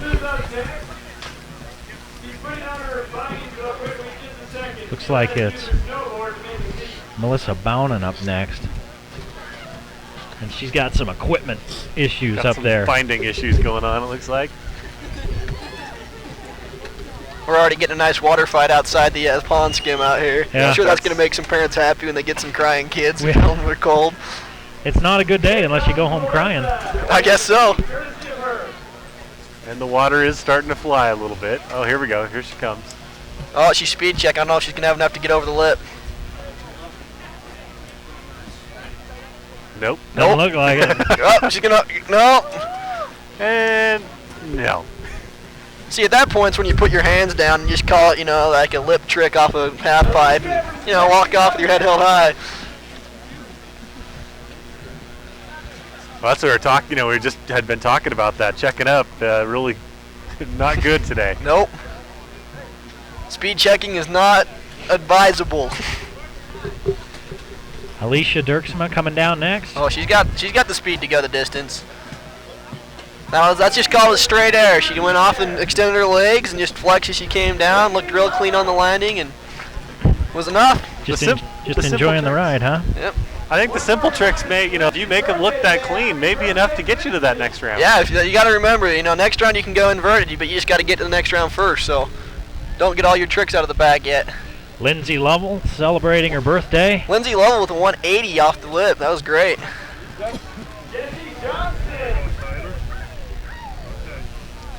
I'd also like to recommend for next year we get smell-o-vision going because we're right by the grill. Here comes Jesse Johnson. Jesse Johnson with a backside grab. A little rough on the landing, but clean enough, I think. All sorts of stuff going on here at the Big Air. We've got a live band. We'll have the pond skimming a little later, and again, we've got the burgers and the hot dogs and everything else here on the patio. See what she's got here. Oh, 360. Oh, she went for it. Almost had it. All right, Allison. Allison Staley. This next girl, Jenny Lohr, is a ski instructor up here with us, and she's all heart. She had a little trouble on her landing last time. Let's see if she makes it this one. Jenny Lohr Mechanic. That was one of the ones that was jinxed earlier. So. Well, yeah. Cody said something about her, and Cody that was it. Well, she's the only girl from the ski school that had enough guts to get out there, and I'm not out there, so I'm impressed. Oh, Jenny Lohr just went nice and simple, did a tail grab, but a little rough on the landing. And Jeannie Chadwick should round out the women's snowboard competitors. Jeannie Chadwick's a skier, actually, isn't she? Oh, I thought so. Never mind. There's two of them, I swear.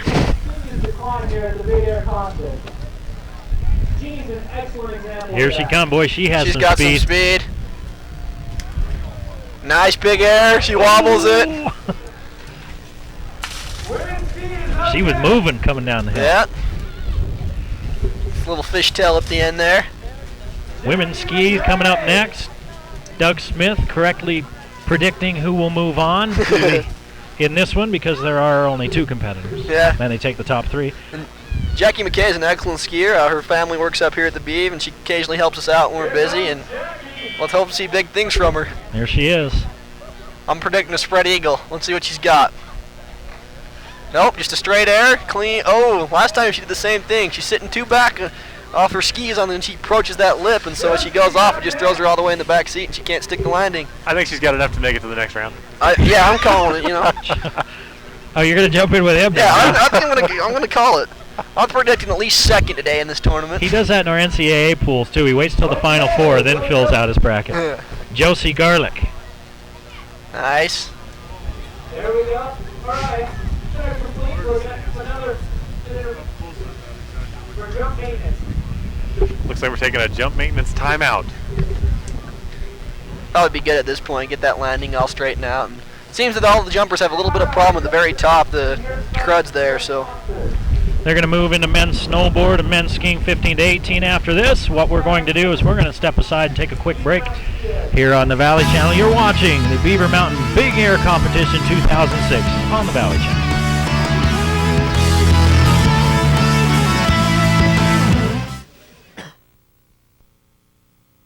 Think fast, be faster.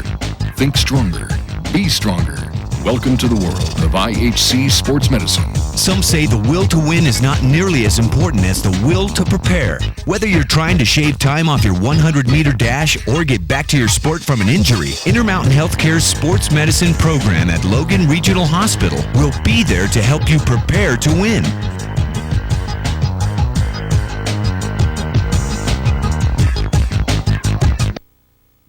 Hi, I'm Gar Morrison of Lewiston State Bank in Lewiston and North Logan, Utah, and Lewiston State Bank of Idaho and Preston, Idaho, your hometown banks. Our banks are locally owned. Our decisions are made locally. We give you the kind of local service and direction that you would like in banking. We provide the kind of services and products that your family needs. Come bank with us.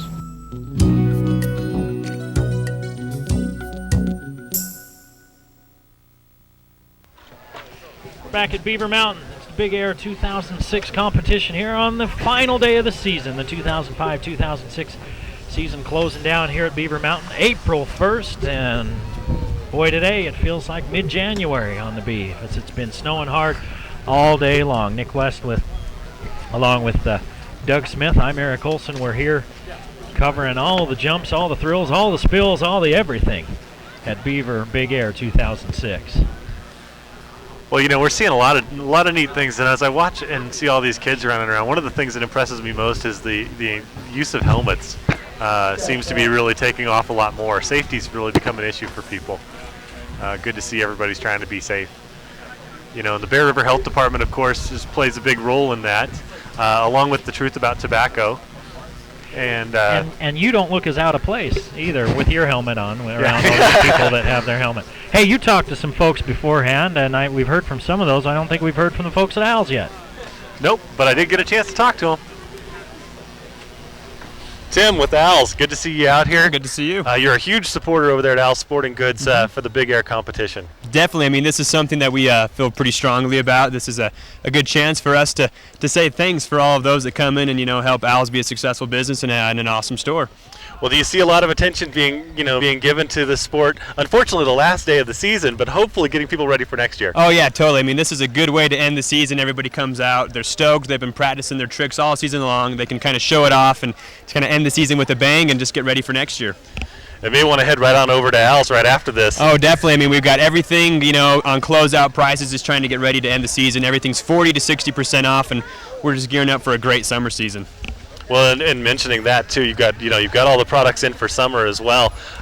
Is there a sport that you guys don't cover? Not really. I mean, if you do it in Logan in the summertime or in Cache Valley in general, I mean, we're gonna be able to outfit you for sure. Well, and we see you down here each year when we come out for the Big Air. What's your favorite part of this?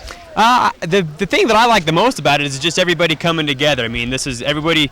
It's a very social activity. Everybody comes, cheers on their friends, their neighbors, enjoys a little bit of sun, and hopefully we'll get some today, and just is able to relax and just kind of cap off a great season.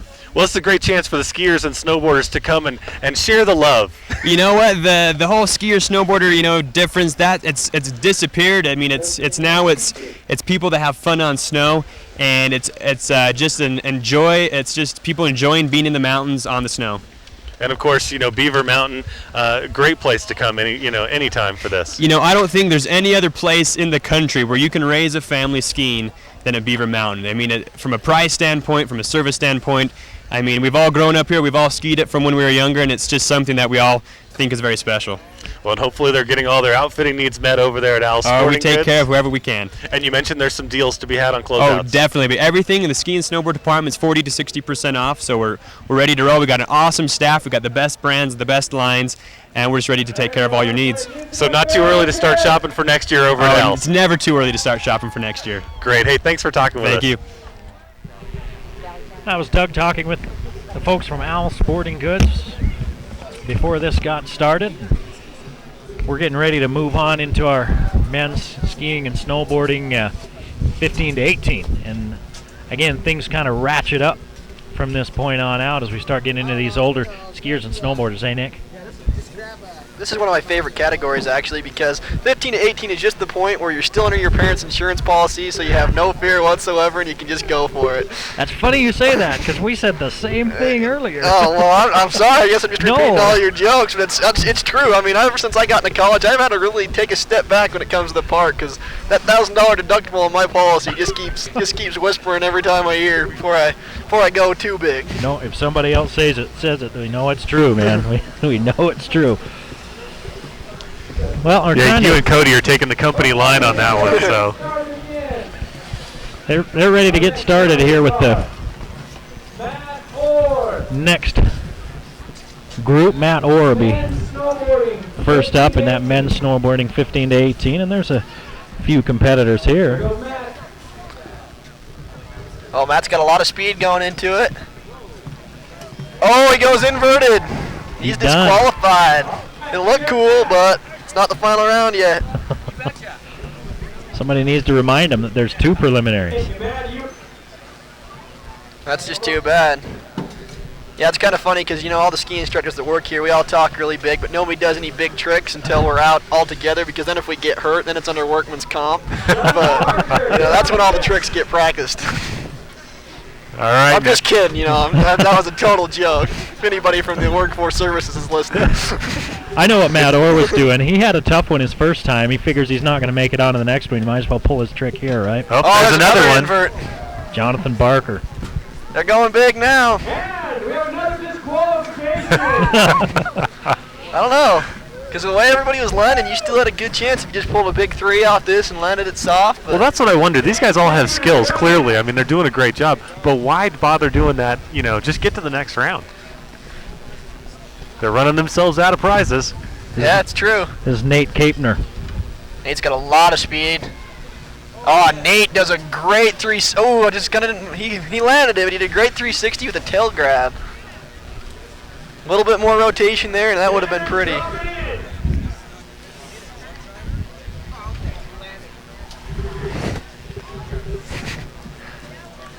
You know, it's important to note that we do keep a sensor monitoring our trailer talk. Glad you can't hear what they're saying. Tanner Mistison. Nice 360. Ooh! Not enough speed coming off the lip of that jump, and they just hit the knuckle, and that'll throw you every time.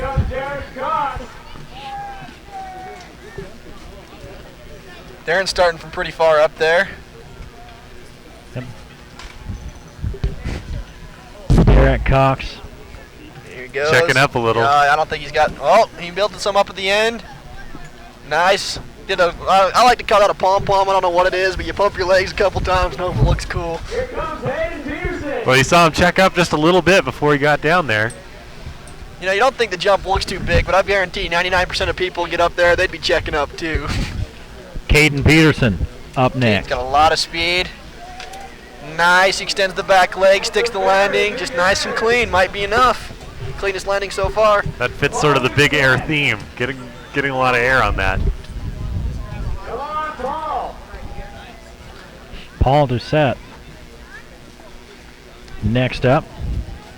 Well, Paul's got a lot of speed coming off the catwalk. A lot of speed going into the jump. Big 3. Oh! That one was the best wipeout all day. Is he up? Well, he came off the corner too at the jump, didn't he? Yeah, what happened there is coming off the corner of that jump, he had too much weight on his back foot again. Tried the rotation as he came down the landing, he realized he wasn't going to get enough, and he's still down. Oh, no, he's up. He's up and skiing off. I think the crowd should give him a round of applause on that one. We're going to have a second here. We can take a look maybe at this replay. Jake Shepard. Comes off the back of the jump. He's way back seat. He extends the leg all the way around, and he just gets too far sideways over that with his outside shoulder. His downward foot's too far down, and he just eats it. The front of that board just catches right there his toe edge and slams him down. All right, Jake. As a comeback live, you just missed a fairly nice 180. Yeah, but he landed on his back. Jake Shepard couldn't. He was fine till he got to the ground. That's been a theme today, hasn't it? It's not the jump that hurts; it's the landing. I think the problem is this jump's cut a little bit better than most of it. And most jumps here at Beaver, you have to spring off the end. As you spring off the end, it throws your weight off. So most of these riders who've been riding here all season are doing exactly that. They're springing off and then just catching the tails or the tips on the way around. There's Andrew Stagg and Eric Wangsgard. Next up. All right, Eric's coming in with some serious. He's got a head of steam too. Eric looks like he wants to win this one. Big. Oh, did he almost make? Oh, nice, stuck the landing. I'm going to call that a 540 and a half.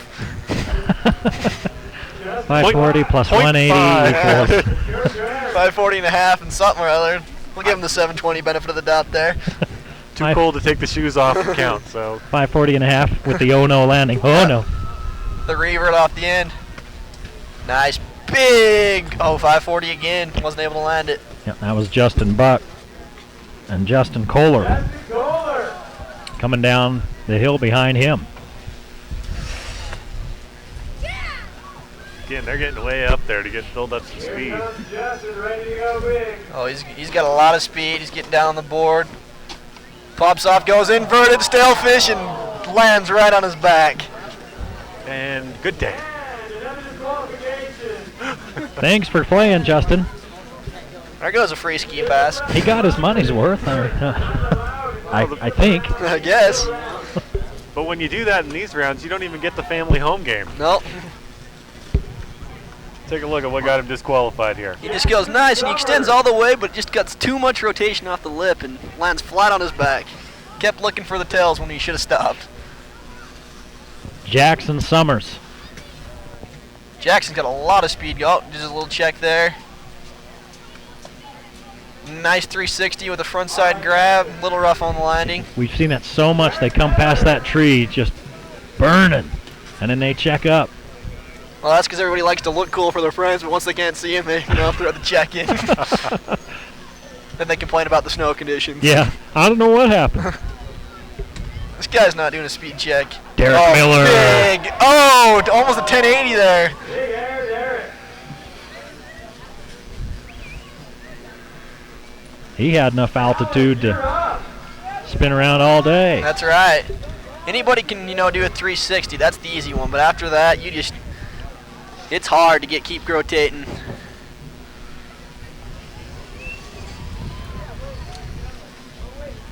Dallas DeSantis, who we're waiting on. Dallas is cut. Yeah. Nick Bichetti. It's a good name right there. Expect big things from this guy. I got a 7-year-old named Nick. He's nothing but trouble. So that's how I was too. That's why I expect nothing but big things. Must follow the name.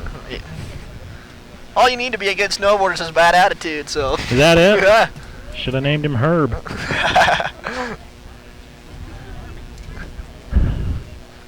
Doug. Hey now. Okay, here we go with men's ski. 15. Well, I guess Nick Bichetti's not going to take a run either. They're going to run into the men's ski 15 to 18. It's my favorite category right here. We had some big trips coming out last time.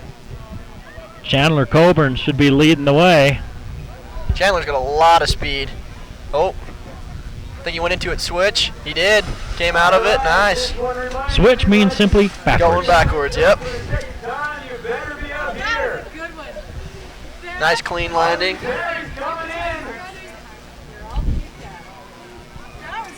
Oh, he started above Tower 4. That's Harley Perry, excuse me. He's coming in switch. He did a good trick last time, little 540 McTwist. This time, dinner roll ski popped off and he almost landed it. It looked good. He would have had to have gone on to the finals if he would have landed down on one ski. See, that's technically... by default. Yeah, technically that's not inverted because if you watch his head, if you watch his axis, his head is always above his waist. And so he lost the ski there, but his lower knee is always below him.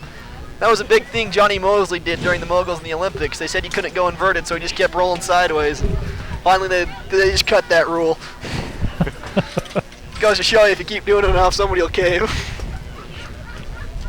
Judges got tired of trying to decide whether it was inverted or not. That's right. But you got to keep going to the replay. Ivan Ward should be next up for the men's skiers, 15 to 18. I think Harley's first run was good enough to get him in anyway. We'll see. Here comes Ivan from the tower. Ivan looks like he wants it. He's got the eye of the tiger going into it. Good a lot speed. of speed. He's going in. He's going to rotate. 1, 2, 3. Oh, 3.5. Big 720 going for the 900. He's all right. Just picking up some gear. Looks like we got a yard sale out there. If anybody wants some new skis or poles, now's your chance. There's another look at it. Good rotation. Watch his hands. See how he's looking for the landing, keeps rotating, and just barely misses it. Too much weight on the front of his skis.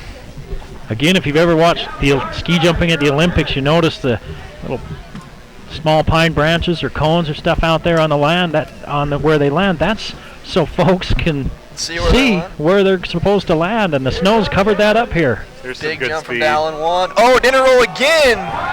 Oh, that was more of a rodeo. That was good looking. Nice and clean. Gavin Garside hits it. I'm giving it to him and Harley so far.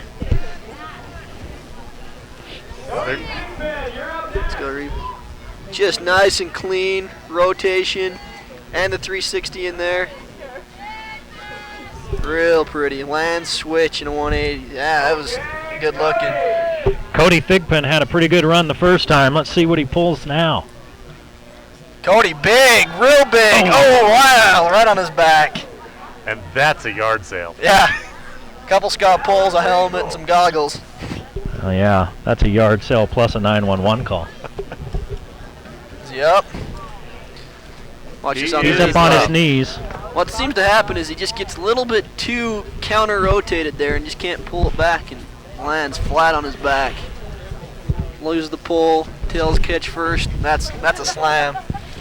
Ski Patrol is attending to him right now. He's on his feet, but looking like he's going to take a second to kind of clear the cobwebs.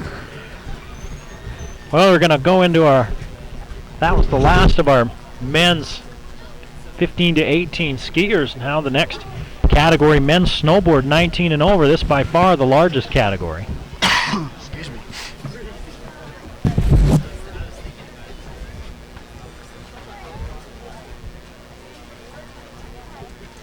You know, we got a chance to go out. I got a chance to talk to some people with the Sportsman as well earlier, and just well, they've cleared the landing area now, and it looks like we're gonna maybe get into this men's snowboarding. Yeah, they're gonna jump right into it.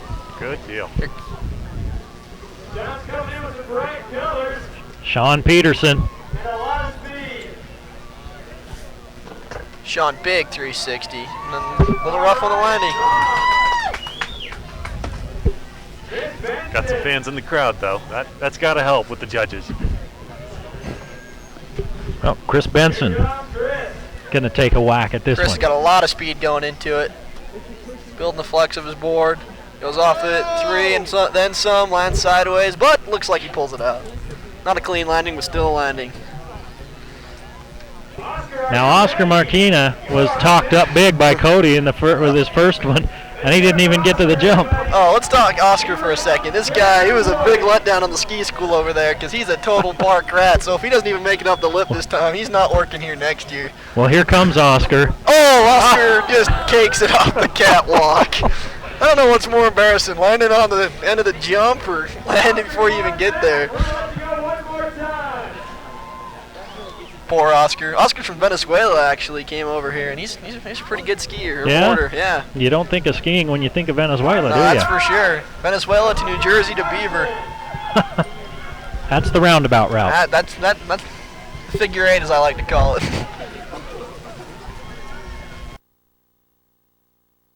Oh, big air from there. Oh, Zach Shepard. Zach lands right on his sternum. Taking a hard seat. You know, this might be the last day of the season, but there's still a couple of weeks to get your passes going for next year. Yeah, there's some great deals on passes for next year. As we take a look at this last crash, let's mention through April 14th, you can get Dreamlift season passes 12 and over for $245, 6 to 11, $110, 5 and under free. I think that's when you buy an adult pass, right? Right. Oh, he didn't land on his sternum. I thought he landed on his face there. He landed on his back. It's even worse sometimes. Yeah, anytime you can ski for a whole season for under $250, that's a deal you can't beat. I mean, you look at Alta and all those prices and the big ski resorts, you're going to be paying $1,000 for a season pass. That's $245 to come up as much as you want during the season up here. Unlimited. But the trick is, you got to get that ticket before the 14th of April. Yep. What's a single day pass? The single day pass is $33, so you figure you come up here 8 times all, you know, a couple weekends a month, and you've got it paid off. Between around Thanksgiving, first part of December to April. If you can't get up here 10 times in that amount of time, yeah, you need a new job with a boss that doesn't watch what you're doing all day. That's right. You need more sick time. Yeah, I agree with that 100%. Well, of course, my co-host on the Cache Valley Today show, she demonstrates very much the whole, I'm too sick to come to work, but I'm not too sick to ski. There is nothing wrong with that. My personal favorite is when you tell your professors at school that your grandma died or something, come back the next day with the darkest goggle line anybody's ever seen, and they just laugh. We buried her in the mountains. I think my grandma's died like 6 times in the last 4 years, so. Must be a cat. Starting to run out of excuses. But you know, those big powder days calling. Well, you know, you got to do it. That's where you want to study physics, and then you can just say you're out here doing some research. Exactly. I'm a philosophy degree, so I just kind of say I'm pondering my life as I ride up on the lift. Call it good. Well, Zach Shepard's still down on the landing here. We're waiting to they attend to him. Hopefully he's all right. He landed square on his back. Just knocks the wind straight out of you. He's still have 12 or 13 more. We're about halfway through the men's snowboard 19 and over. 26 participants there, so we're exactly halfway through, and Zach Shepard took quite a spill. Well, and another opportunity to mention the ski patrol here. They do such a wonderful job, some very well trained and highly underpaid as volunteers. Yeah, all of them are volunteers. That's better than us. So we really appreciate them being out here. They help out a lot. I'm wondering if we can step aside just for a moment. They brought out looks like they're going to put a board under him and take him off there. You're watching the Big Air competition 2006 at Beaver Mountain. You're watching it on the Valley Channel. Healthcare. It's about caring for people. And it's one of the fastest growing career fields according to the U.S. Bureau of Labor Statistics, creating unprecedented demand for trained healthcare professionals. Our medical specialties and healthcare degree programs give you a career that allows you to care for others while taking care of you and your future. Call Stevens Henniger College at 1-800-97-SKILLS to get the success you deserve and the training medical professionals demand. Hi, this is Elizabeth from Baldwin Optical. It's our anniversary.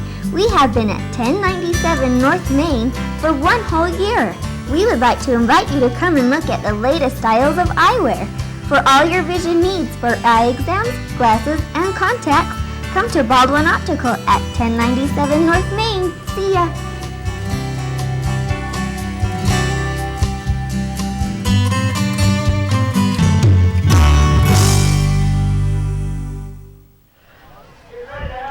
We're closing out the 2005-2006 season at Beaver Mountain with the Big Air 2006 competition here on the Valley Channel. We're back at it as Lars Reber makes his jump.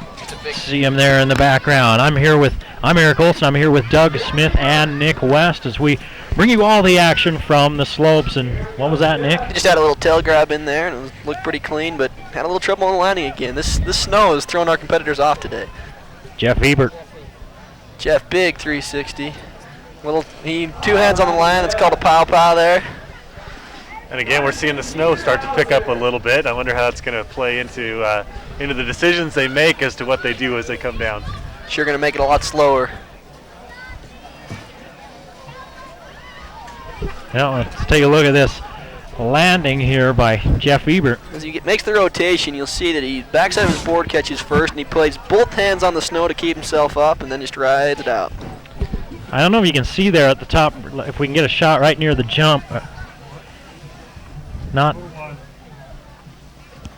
Starting to throw down some pine boughs. Yeah, back up at the ramps where they actually come off. There you go. We're looking at, and they do that again. So if guys are doing something like a dinner roll or spinning around or whatever, they can tell where the sky ends and the snow begins. Got to see the landing. It's just so hard once you get in the air. You got to know the contrast. So they do that more often now. I used to see where they would sometimes spray with the orange or the pink spray, but you just don't spray paint, but you don't really see that anymore. I want to be surprised if it just keeps out that they do that in the final round, because it's just getting tough. See, they're waiting. Right now, that's what we're waiting on. As soon as that guy puts his sign down and moves like he is now, we'll pick back up again. But they wanted to get some of those pine boughs out there. Let's see something big. I got a feeling. Okay, here comes Carson. So Carson Niederhauser. We'll see what he brings. Carson goes with a big, almost a 5 there. Little trouble on the landing again. Seems to be the theme of the day. Yeah. Okay, Ben, you're up. This should be Ben Trujillo. Ben's got some nice pink pants going for him too. Big backside grab, but just didn't have enough. Josh Ruggles. Josh Ruggles is next, and he'll be followed by the reigning champion of this category, Jason Baugh. Let's see what Josh got a lot of speed. Josh grabs the front side of his board. Almost sticks the landing. That's a tough call there, because he rode it out for a second. Up next, the man who missed the legend is Jason Baugh. This guy did some big tricks last year, so. This is my horse. This is the one I picked. Defending king of the mountain, Jason Baugh. Coming in like the rock star he is. Well, hang on, you'll see him shoot out from behind that tree. There you I'm go. predicting big things here. Jason's going. Big frontside grab, just enough. Ooh. Technically, since he kept the pressure on the bottom of his board, that's called a revert. You might be able to consider that a landing, because in a half-pipe trick, you do that to go into your next trick. So we'll see how stingy the judges are on that. Is it like the NBA? Are the judges like NBA refs and they give the All-Stars treatment? Yeah, pretty much. Treatment there?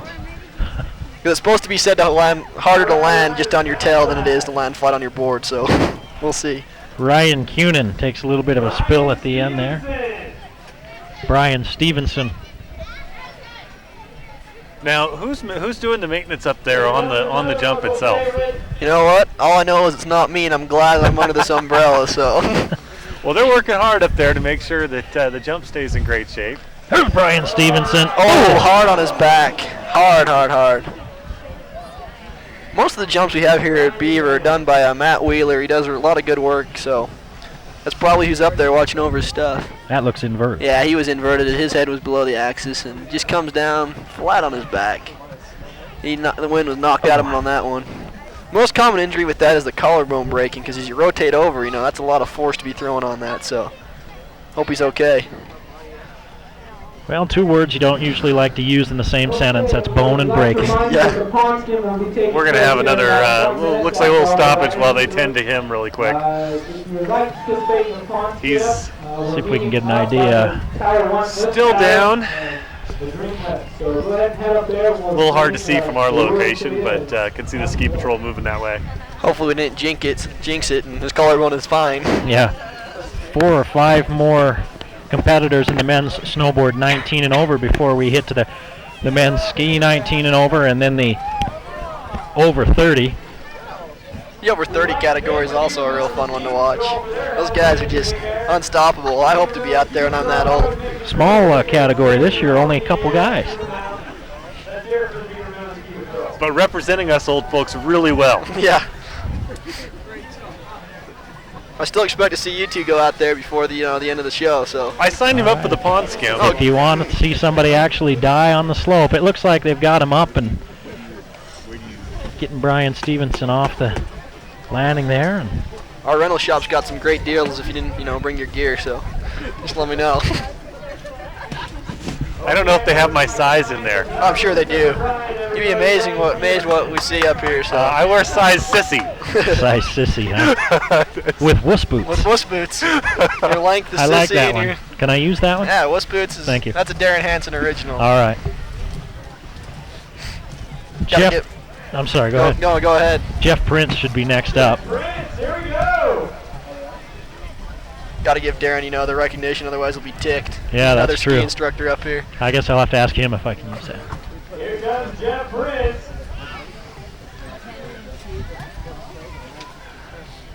Here he goes. See what Jeff's got.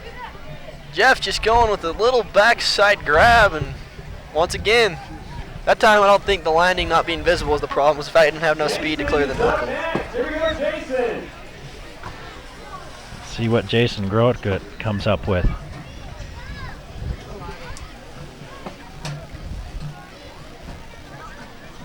Jason goes in. Oh, nice, just 360. Doesn't clear it though. It'd be interesting to get a mic up there at the tower to see how much trash talk's going on between the competitors, especially between the skiers and the boarders. I had this great idea once to get in the penalty box of a hockey game. And he did. I did it. And let me just tell you, none of what I heard could be aired, and I would imagine it's probably the same up at the top of that hill. Oh, big 5 right there. Jason Perry. That's why I'm not allowed to have any more ideas. We'd like to thank Ian for letting us use his jacket to sit on. Ian Israelson. Our second to the last snowboarder in the men's 19 and over. I've seen Ian before. He's got a lot of skills on the rails and stuff, so the first landing was a little bit rough, but that one was a little bit better. Seems to be a little bit better riding the rails than he does on the big air, but he's all heart. You're being kind. His first landing was flat on his back. Yeah, it was bad. He's a lot bigger than me though, so. No. Here's Seth Wiscombe. Here comes Seth. Oh. Seth goes inverted. That's going to be a close call, but I think if you look at a replay, the axis would definitely be broken on that. Okay, everybody, let's hear it one more time for Beaver Mountain's favorite boy, Oscar! Are they going to give Oscar another Oscar run? got another shot. This guy cleans the bathrooms better than anybody I've ever seen here at the Beav, so let's hope for him on this one. Oh!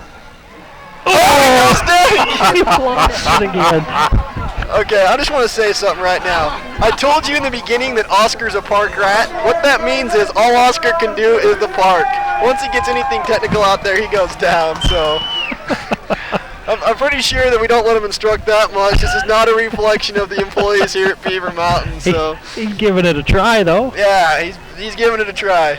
He's giving it 3 tries, to be precise. Next time you should try, learn how to snowboard a little bit before he goes off the jump. So he's throwing his board up there. He's mad. It's the board's fault. Now, how much grief is he going to get because you guys have this on, you're going to be able to get this on tape? It's already started, Doug. I don't know if he's coming back next year after a performance like this, so... I'm sure at the end of the year awards banquet that we have for the instructors and patrolmen, there'll be something said. It may be worth just giving you the courtesy copy just so we could... Yeah. I really appreciate that, This guy's got his degree in mechanical engineering all finished and can't even ski down the bunny hill right there. You'll notice I'm not saying a word. Because I can't either. Men's ski 19 and over up next. This is a good category. Got about six great ones here. Mike Campbell will be our first. They're up there ready to go. They're just doing a little jump maintenance on the jump, and now the yellow sign's down, so that means the green light is given. Oh, he had to do some divot repair after Oscar got done with it, so. I thought you had to fix your own divots. Oh, he's going in switch the whole way. That's real tricky to do, coming off. Big spin all the way, yeah. Mike Campbell. Well, that was pretty good. I was impressed. This may be the biggest competition right here in this category. I know 3 out of the 6 were the 3 finalists last year. Yeah, they're all doing good. Here comes Tim Anderson. Let's go, Tim, Big Air. Tim looks good. Good position going into it. 1, 2, lines it switch, so big 5 right there.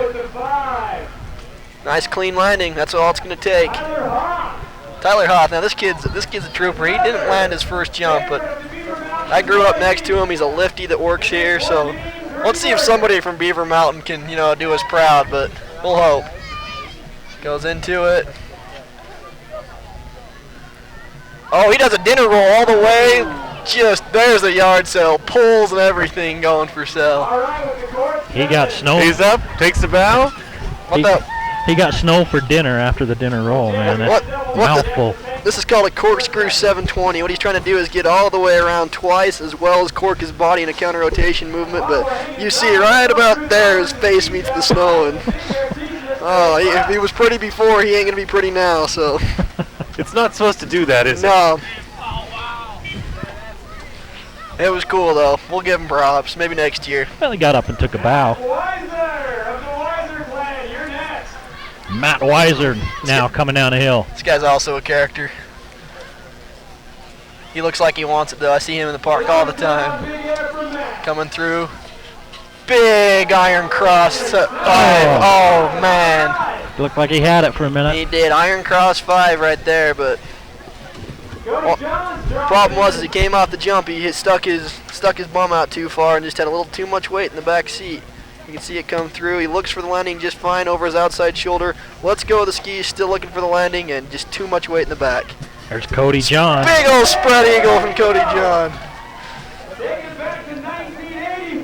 That was a 1970s trick right there. Back when leg warmers were cool and, the baseball caps and skiing in Levi's. The evolution of the snow bunny. And Eric was in his mid-20s. All right, Shane Curtis. He's coming in switch too. Iron cross ski comes off. You'll see that a lot as they come off the end of the jump. They're going, especially going switch. They're putting a lot of flex and torque on those skis, and with quick release bindings, it's just too much to maybe just pop off. Just right there, even before he loses the ski. Equipment malfunction. That would have been cool to land though. Would have gotten more style points, I think. I still want to see somebody intentionally go off this thing one ski. And hey, people water ski on one all the time. all the time. Come on.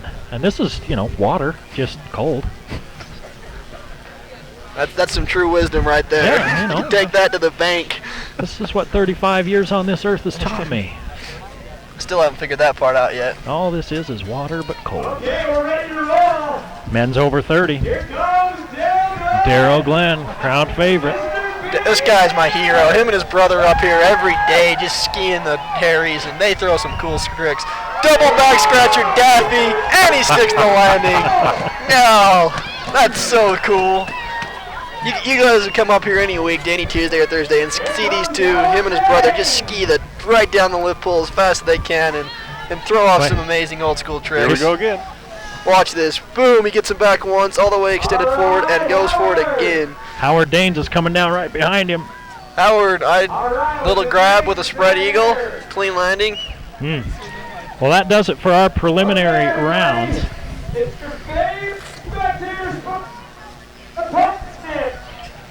And let's see if they're doing something else here. I think that was They're the going to end gear of up for the pond 30. skim right now.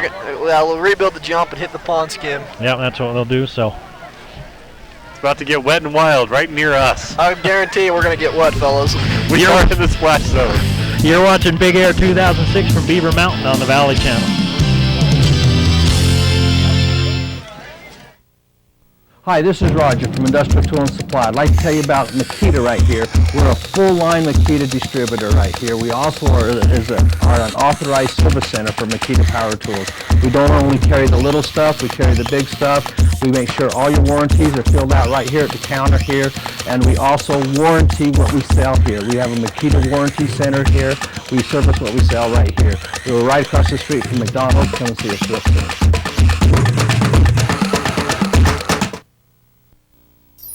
Imagine what's in store. There's so much more at Compass Hallmark. Just things that cheer up people's day, because sometimes specifically you don't want like a birthday gift or a wedding gift, which we have those. We are a great selection of those type of things, but sometimes you just want something to cheer up someone's day. Yeah. And this one right here, it says, imagine what's in store. There's so much more at Compass Hallmark. We're back at Beaver Mountain. It's April 1st, the last day of the season. That's when this is taped for you, folks. April 1st, the last day of the 2005-2006 season. The Big Air competition that they traditionally end the season with. We're done with the preliminary rounds. The top 3 from each category will move on to vie for the King of the Mountain in their respective categories. And right in front of us, as you can see, the people all moving over here in front of a pond. We're going to be taking a look at some of the pond skimming as they get the run up there ready for the King of the Mountain competition. We've got some hardy souls. This is always funny because you see a whole bunch of people crowding around the pond that don't know what's going on, and they're like, oh, I got to get a front row seat. I guarantee in about 2 minutes there's going to be nothing but space right next to that pond. They're going to get wet. There's 3 or 4 guys up there getting ready to come down with no shirts on. It's like the Shamu show at SeaWorld. Everybody wants to be in the front row until they get wet. Right until that initial splash. Got that right. Well, while this is going on, of course, the judges have some tough decisions to make as they tally up some of these scores and bring us the best of the best for the Big Air as we go for the King of the Hill. We'll take a look in a moment here at some of our better preliminary jumps as we get ready for these guys to come down on the pond skim. And here's some of our best of. One of our best of in those preliminary rounds. Okay, look at this one. This one was a nice, I think this was a 720. He just keeps rotating one more time and lands it real clean, sticks the landing. Little problem there, but pulls out of it. that's been pretty much the story today. We've had a few problems with landings. We've had lots of nice tricks in the air, but the landings have been the tricky part.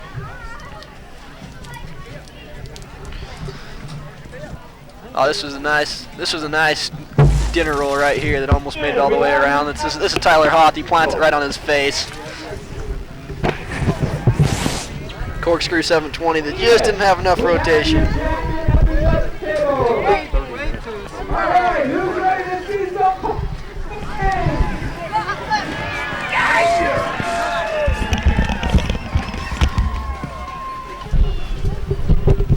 This is a nice smooth jump too. He comes off in good position, does the iron cross 360 here, looks all the way around, adds another one for the big 5, looks for the landing. He doesn't quite make it here because he's got too much weight in his back seat and just eats it, but it looked cool in the air. Well, we've got folks starting to do some pond skimming, so let's take a look or two at some of that. Pond skim shirtless. Oh, and he eats it at the end.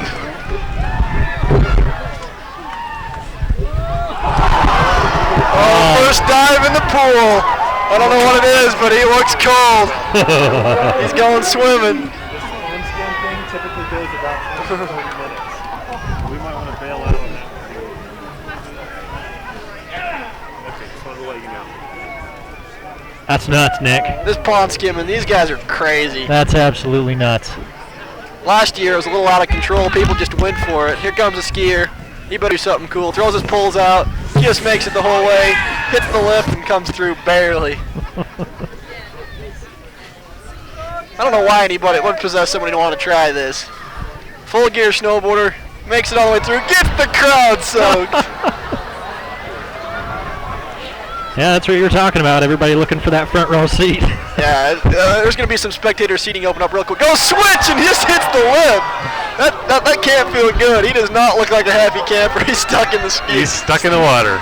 That's the best part, the fact you have to undo all your gear before you can get out. It's a true spectator sport here. Pretty soon I guarantee you'll see the crowd start throwing snowballs, and that's when eyes get put out. It's all fun and games till someone loses an eye. Yeah, that's right. Then it's a sport. I wonder how those new lines are treating them. Okay, I'm gonna be on camera. Looks like we're gonna get snow water coming through. Yep. He's gonna spray the crowd. He looks like nice and smooth. We've got one couple up here that are coming down holding hands. Oh, they're gonna come down getting wet. I guarantee it. She's gonna pull them down. Oh, made it through. Where's the funny costumes? Come on. Yeah, no kidding. Here comes some another dude going switch in the pond. He doesn't have any speed. He's wet. We don't get the smartest people participating in the pond skim, but we get some characters, that's for sure. Some of these guys without the shirts on went back to do another run. $400 down coat probably weighs a lot when it's all waterlogged. Nice, smooth. Snowboards have a big advantage in this event because the more surface area you've got on the snow or on the water, the better you're going to be doing. Here comes Snow Cougar right here. Anybody under the age of 12 that'll do it. Little kid in shorts. He's hauling. And he makes it and eats it off a good jump.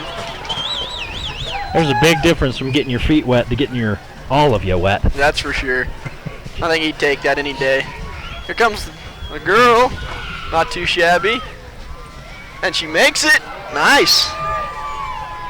She looked really good doing that. She knew what she was doing.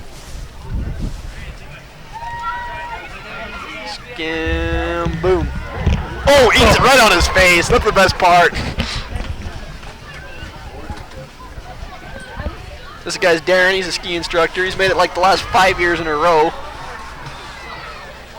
Next time we're taking him out. I don't see anybody in any teeny-weeny bikinis this year like last year. It's the only reason why I came up today. I'm always looking for a new ex-girlfriend. A new ex-girlfriend. A new ex-Mrs. West. That's right. Nice. This is a real popular part of the day, isn't it? Everybody loves to see these guys skim across this pond. guys and girls. No, they don't. They love to see them not make it across the pond. I guess you're right there. What we call this in snowboard lingo is a bunch of vultures. When a whole bunch of people stand in a dangerous section of the course where they know people are going to crash just to see them crash, they're called a vulture. There's the word of the day. Now, Doug, you'll be hipping with it next time you're up on the slopes.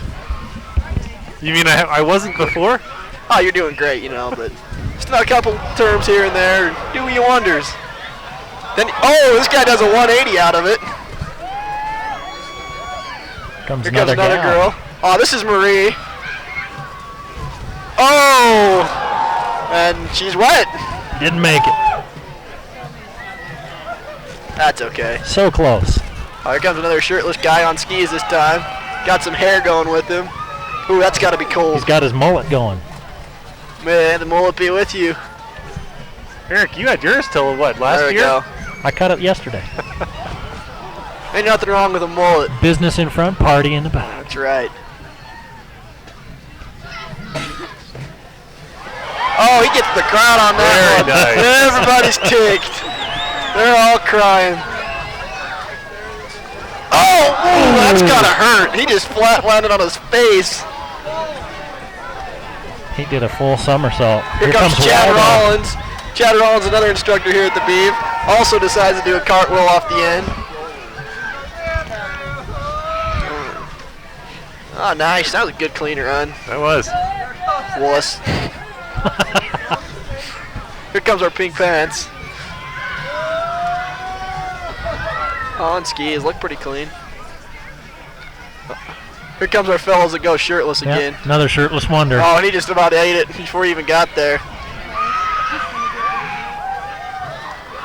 You guys got to be careful, man. Lands on his back. That does not feel good. He's going to get another border on his head. Gets the whole crowd again. They're going for it this time. They figure since they're wet, everybody's wet. That's the way to do it. If you're going to do it, take someone with you. Yeah, I agree 100%. Everything's better with company.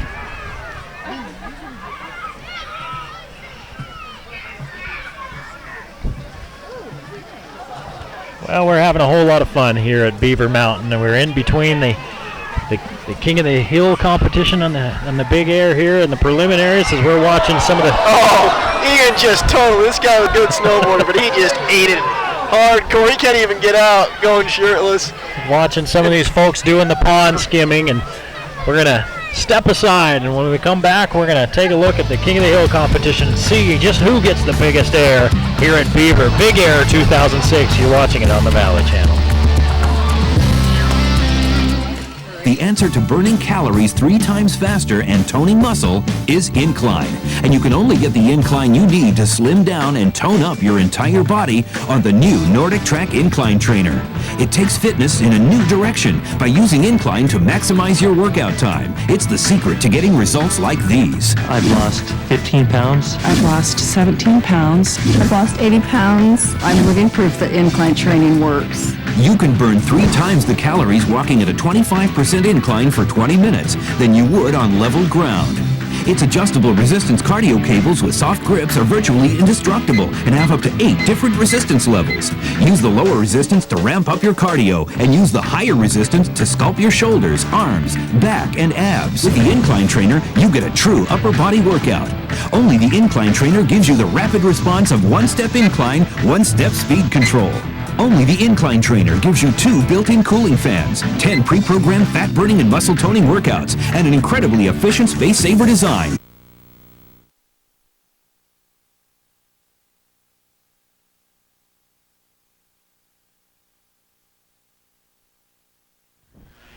We're back at Beaver Mountain, the Big Air 2006 competition going on. Last day of skiing here at the Beav. It's April 1st. It looks like a day in January. It's snowing all day up here, and hey, why not? When you're going skiing, the whole point is having snow. Yeah, except it's the last day, and so now we're all, like, yeah, 5 feet of fresh powder. Get your climbing skins. I'm Eric Olson. That was Nick West, and Doug Smith here with me as well. We'll take you through all the action as we crown a King of the Hill. The top qualifiers from each category in the preliminaries are now ready to head down the hill, and we're getting started. they've come down a little bit. They're not all the way up at the tower yet. We saw somebody that looked like they were starting down, but he was just getting into position, and that's Corbin Anderson. Corbin had a good 2 first runs. He looked pretty good. Stuck the landing on both of them, so let's hope it's enough. Let's see what he's got. Maybe he's going to go inverted.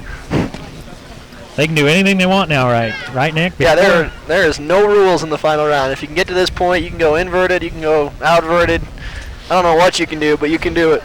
Extroverted. Introverted, extroverted. Whatever. You can just go big. That's what it's all about. This is the crowd pleaser round. Well, that's half the title, big and air. And there. And you hope to see both of them. Well, they've hollered for Corbin Anderson to come on down. Dramatic pause. Yeah, he's working the crowd right now. Oh, what's wrong, they all say. He's working allowance with his dad. If I land this now, I get a new bike, right? Right, Dad? You know, as we're waiting, you can't help but kind of wander, as the eyes wander through the crowd, and look at all these soaked individuals from the pond skim. Oh, God. Drowning on your feet, that's what that is. Here we go. Here he comes. Oh, he looks like he wants it. He wants those new pair of skis. He's got nothing but speed going into it. Going off the middle jump. Oh, he nips. I told you he was going to go inverted. I don't care that he did not land that. You better give the kid a win. He made it all the way around, and his tips just stuck. Oh, that was awesome. It was beautiful. That kid's got more heart than Rudy. Here we go again. Just all the way around. Watch his tips just barely catch. He does a double backflip, front flip, backflip. He almost stuck it. Oh, it was too close to call. Let him have a rerun, people. If your name was called for the finals, you better be up here or you're not going to go again. I think they were worried they had a few people in this final that we heard somebody come along and say, do you know who were in the finals? We read him the list and said, he didn't think he made it. He went skiing. He's got the full face helmet on because he goes big. All right, let's see this. Oh, he goes down. Oh. That's too bad. He worked so hard to get here and just doesn't get a chance to do his final run. Let's see if the judge will lean and let him run again. That Matt Bringhurst. Hike back up. Spencer. Yep, that was Spencer Triplett. Redo. Gonna let him have a do-over. That's always good. Well, you know, you come this far, you know, these are the best of the best. We want to see him perform. Let him play, Coach. Cody Griffith! Cody Griffith on his way down in just a moment. You got to get Spencer out of the way. Oh, here he comes. Cody's coming in. Spencer better Cody's move. going for it. Cody's going big. Off the middle jump. And just does what he needs to do. Sticks the landing. Yeah, but you only get one shot now. Yeah, full points on the landing, though. You got to give him that. I don't have to give him anything. All right, you don't have to. I came to see Big Air. By golly. You're going to see it. Big Air, your money back. You've been talking a lot, so we've got hot air. Hot air we have plenty of. Jens Jorgensen. Let's see if the next contestant does a summer air. Well, we're going to give it a name. He took a spill before he even got down past all his folks. Maybe. What kind of talking's going on up there at the top of the hill right now? Oh, I don't know. Endless chatter. I can psych you out. People talking about how cool they are. I bet you it's no, you're going to win it, man, you know. Everyone's like, I hope you do good. And then as soon as he skis down, they're like, I hope he biffs it. And here we go. Jens Jorgensen. Let's see this. That's definitely going to be called a summer air. He goes off 50-50, lands it flat. Looked pretty good. We'll do that. Again, these are the finalists from each age bracket. You've got your 10 and under skis and snowboards. You've got your skis and snowboards 11 to 14, and then your 15 to 18 skis and snowboards, and then 19 and over, and then the two guys in the 30 and over. They got. Looks like those guys want some Burton helmets. That's good for the first kid that did the front flip. Here's 10. Oh, there's a nice back flip, and he lands Very it. nice. That's right. He gave the thumbs up to the crowd on that one. That's what I wanted to see. Tanton, Jensen, and Dave Griffith will follow him, and Dave Griffith is on his way already. James going big off that one. He's going off the second one. There it is. And he just drops off the other side. He's going for the landing points as well. I don't know if they know that there's more than just the landing category that's being covered. At this point, you know, they're just so paranoid from the first 2 rounds and letting it get to him. Well, you notice that as we get into the moves need to be more critical, and our critique of them has gotten a lot more critical. What's gonna happen now is you're gonna start seeing the judges get a lot more technical. We're gonna look and make sure the grabs are held for the entire time. They're not breaking loose. But they're just getting everything done that they need to.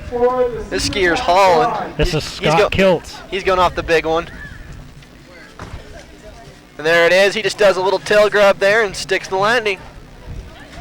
Good job, Scott. Now we get into the women's categories after Scott Kiltz, Kate Sessions, Jenny Smith. Kate will be first on the snowboard. Let's see, she did pretty good in the first 2 rounds. See if she saves something for it. Oh, she's going pretty slow up. Going slow up. Oh, does not stick the landing, does not even make it to the knuckle. All right, our next rider is Melissa Bowman. Jenny Can we Smith's take a look at not that up again? there, so Jenny Bowman. Let's take a look right here. Just as she comes off the jump, she gets her weight back too far, is not able to clear the knuckle of the landing, and just eats it. And here we go with our next one. Oh, she's not going to have enough speed. Nope. It's going to be too sad. It was attempt. That was called a half pipe ride or something. I don't know what that's called. We'll call that a Darren spin or It's called skateboarding. Up, back down. Valley Channel special. There we go. The Doug Smith. Yeah. Yeah, I'm hoping to see some bigger air going.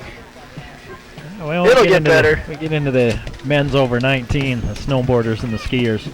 No, the under the appearance insurance policy. Oh, the 11 bracket. The 15 to 18, right? Just go for it, man. Your mom will pay for it. Okay, Jackie McKay, our fellow ski instructor, the only ski instructor to make it to the final round. See what she's got. I hope she goes big. She's talking about going small, but I just try to talk her into it. Let's see, she's going off the big one, it looks like. She's going for the glory. And she stuck the landing. First one all day. Good job, Jackie. Don't know if that's going to get her the W, though. We'll see. Well, they're really getting up there, getting higher up there on the start of that. Oh, yeah. They've gone from Tower 4 to Tower 5. Here comes your boy, Daryl Glenn. All right, man. Let's see. He told me he's going to throw something special off this, so let's see if he does. He's an old school skier, so I hope he does. He started from way up there. Yeah, he did. He is pumping it. He is going huge. Come on, Daryl. Let's see what he does. Pumping the bumps. Oh, and he does a double daffy and lands it. Double daffy. That has got to be the best trick I've seen. And clearly a crowd favorite here in the Beeve.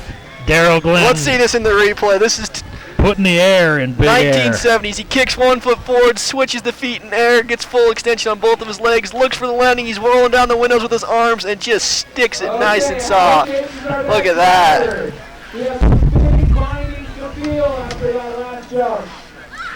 This Howard Danes following Daryl. He's got some good speed. He looks like off the second jump.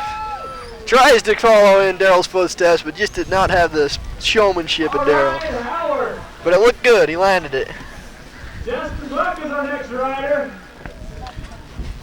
Justin Buck is up next as we take a look at Howard. Howard. See, he tries for the daffy here. He doesn't get nearly the extension that Daryl did, but he still looks for the landing, still rolling down the windows with his arms, and boom, right there. Here we go. From Tower 5, this is a big jump. He checks his speed, though, at the end, grabs the front, does a 360, and does land it, but he lands on the transition. It was too bad that he landed on the transition. If he could have got a little bit more speed and landed in the middle of it, that would have looked like a pretty clean run. You bet, starting from Tower 5. Now they started not far past that, past a a tree a little further down. Then as the snow kept coming up, they went up past the catwalk and got about halfway to Tower 4. Then they moved all the way to Tower 4, and now some of the guys are going from Tower 5. Of course, we are in the finals where they really want to hit it. We're about halfway through here. We've got about 13 more riders coming on down. Josie Garlick from the women's category. Here comes Josie. The delayed effect. She's starting from a little bit lower than Tower 4, but she's trying to kick off to see if she can get some speed up. She tucks as she goes into it. Comes off the big jump today and extends the legs out. All right, Josie. And the important thing is, brought all the gear to the bottom with her. Yeah, there's definitely no yard sale on that one. So the vultures at the bottom of the ramp do not get a show tonight. Did not get their disappointing.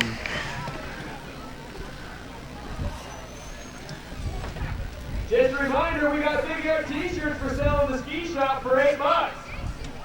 You notice as the day goes on, the price of the t-shirts get a little bit lower and lower each time. They just announced $8. They were $10 earlier. I had to pay $10. I'm an employee. That's no fair. Time we leave, they'll be free. That's what we're hoping for. Always can do with a free shirt.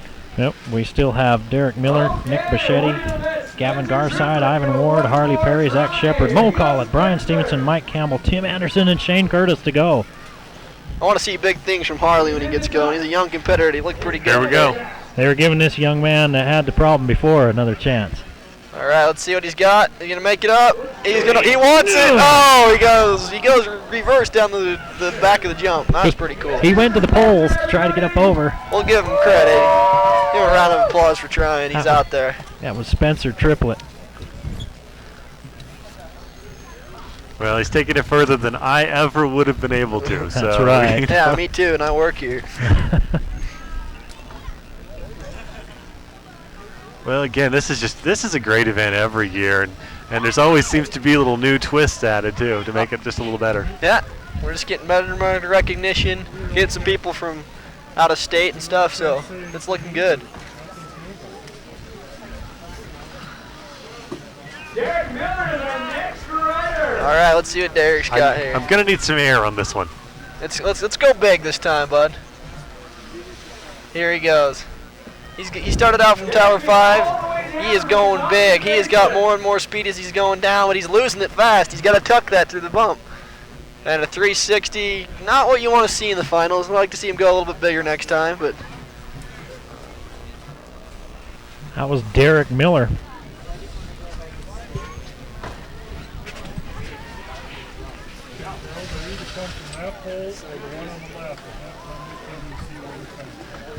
Nick Bichetti should be up next.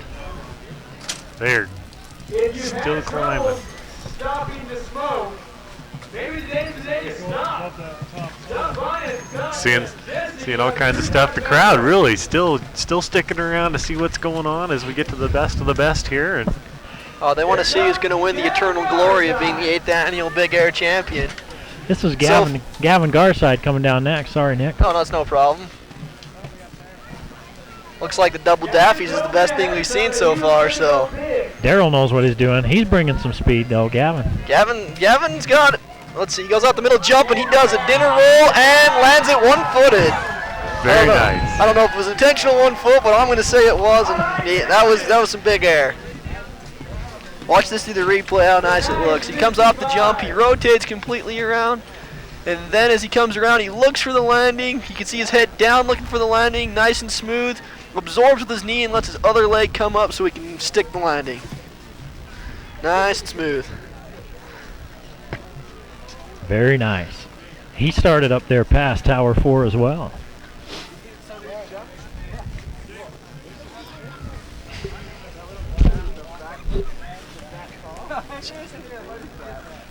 This is the last day of the 2005-2006 season here at Beaver Mountain. Still 104 inches. That's amazing. Base here. It's been a heck of a ski season for Beaver Mountain. Busy all year, right, Nick? Yeah, it's been busy all year. Let's just hope the snow gets us out of the drought. Do some water skiing all summer. Well, you know, you say 104 inches. That was as of 6 a.m. this morning. It's 114 now. Here's Ivan Ward. Okay, Ivan's got a low tuck, wants to build up the speed, going off the middle jump, and there is some pair of line skis for sale, it looks like, a pair of goggles and a hat, but we'll give him credit. He did the best he could. Let's take a look at this again. He came off the jump uncentered was his problem. As he goes into the rotation, you can see that he's got one leg split apart, and that right there stopped the rotation process, just dead in its tracks, and he just eats it on his face. Oof. I think people come to see the wrecks as much as they come to see the jump. Of course. Much like NASCAR. If nobody got hurt, it wouldn't be a spectator sport. Is that what it is? That's what it is. Oh. The more chance there is that somebody gets hurt, the more people are going to want to watch it, huh? Not sure what that says about us, is it? But I'm not going to argue with it. It's like our own modern day gladiators. That's it. That's it. We just want hurt though, not dead. Yeah. Harley Perry. Okay, this is take a whack at I don't know this kid, but he's my boy. I want to see him. From Tower 5. From Tower 5. He's got the eye of the tiger in this one. He's a snow cougar through and through. Look at this. He's got some. Nothing but. He is tucked. Pure adrenaline run through his system. Oh, and he goes big. Oh. I would have liked to see him land that. That was. With big risk comes big pain. That's right. Watch him as he comes off this. He just comes into the flip. He rotates all the way around, going for the 720 corkscrew. I don't even know where you would practice this trick at, but he lands switch and just hits the knuckle of that ramp right before he can make his landing. Too bad. He almost had it.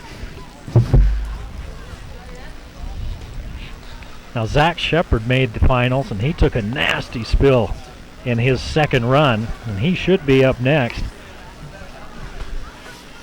We'll find out how all right he was after his big wreck. Here he goes. Let's see what he's got. He's coming in hot. Coming in fast.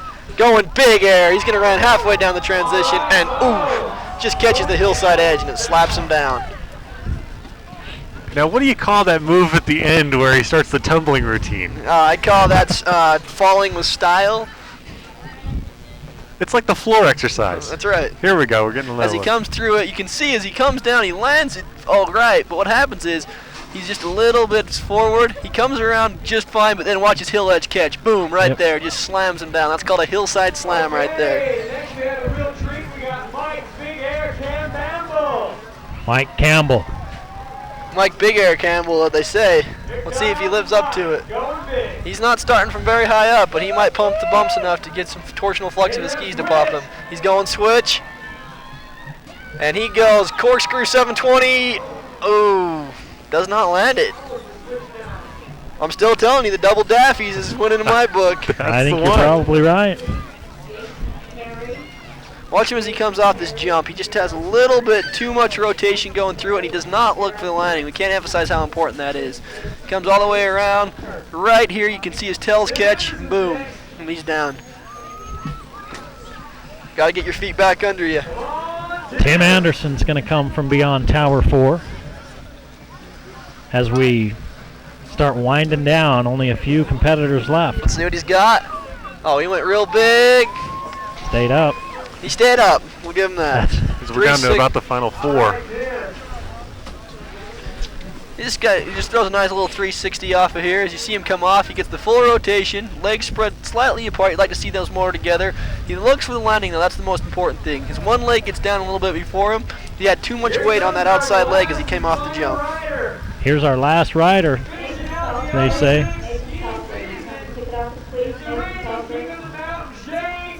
Shane Curtis. He won it last year. Let's see if he can repeat. He's not starting high up either. I want to see a stalling front flip out of this guy. There it is. Oh, and he goes big between the legs. 180 switch. I'll give him big air. I don't know if he was technical enough, though, in this final to repeat his performance. He got the final run of the season. He does a big spread leg 180 through here, puts the pull between the leg for added effect, just keeps rotating all the way around. He is way up there. Comes down, looks for the landing. Watch him over his outside shoulder. See how he looks? Lands it, comes real close to smacking his face off the front of his skis, but All in the name of victory. Well, the judges tally up some scores.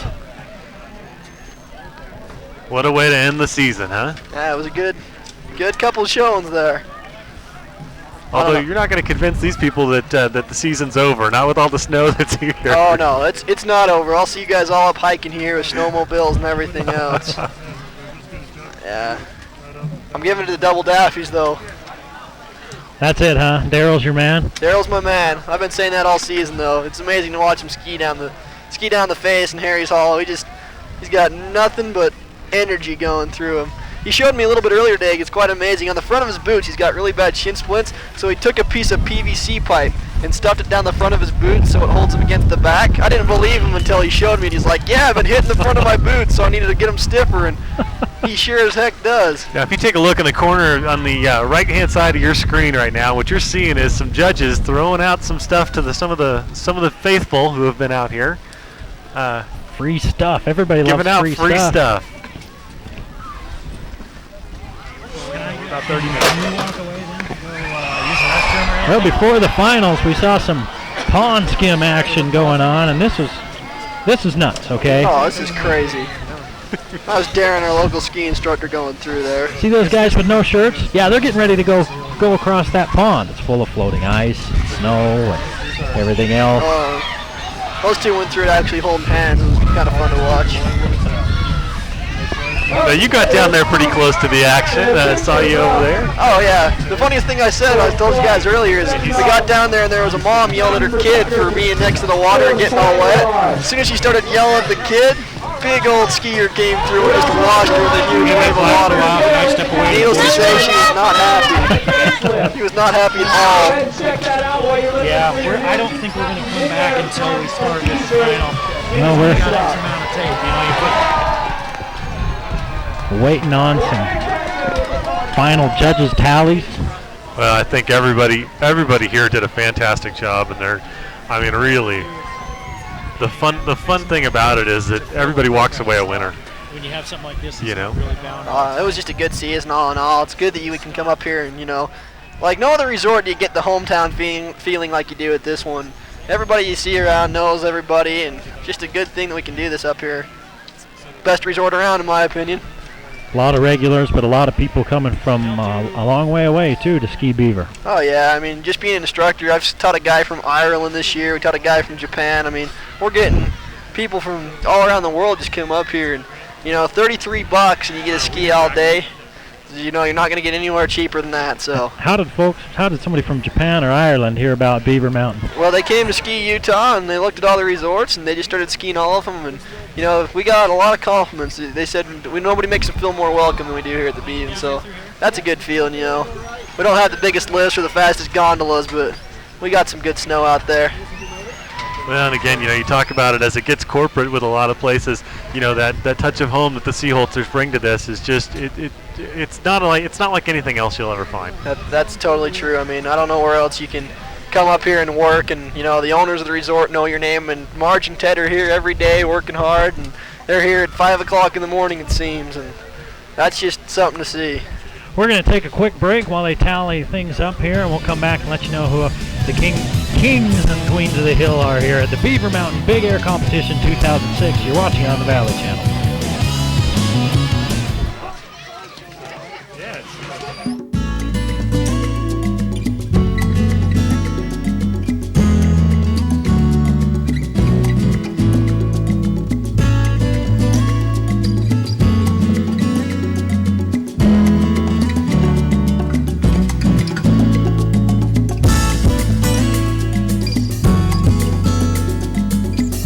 Everybody eats. Everybody eats.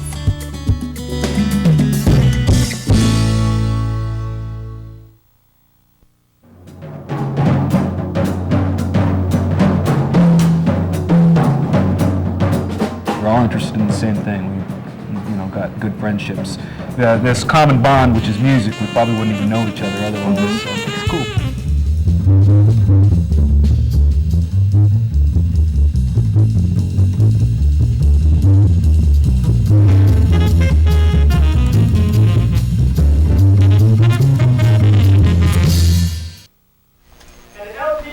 they're starting to announce how everybody placed here at the Big Air 2006. Spencer Triplett in the 10 and under hits third place. Matt Bringhurst second. That would, I think, put Corbin Anderson. I would think so. As your king of the hill and your 10 and under. Well, in each category, you know, there's so many great talents, and I think, you know, it's great that they get the prizes, but they do this for bragging rights. It's all about that.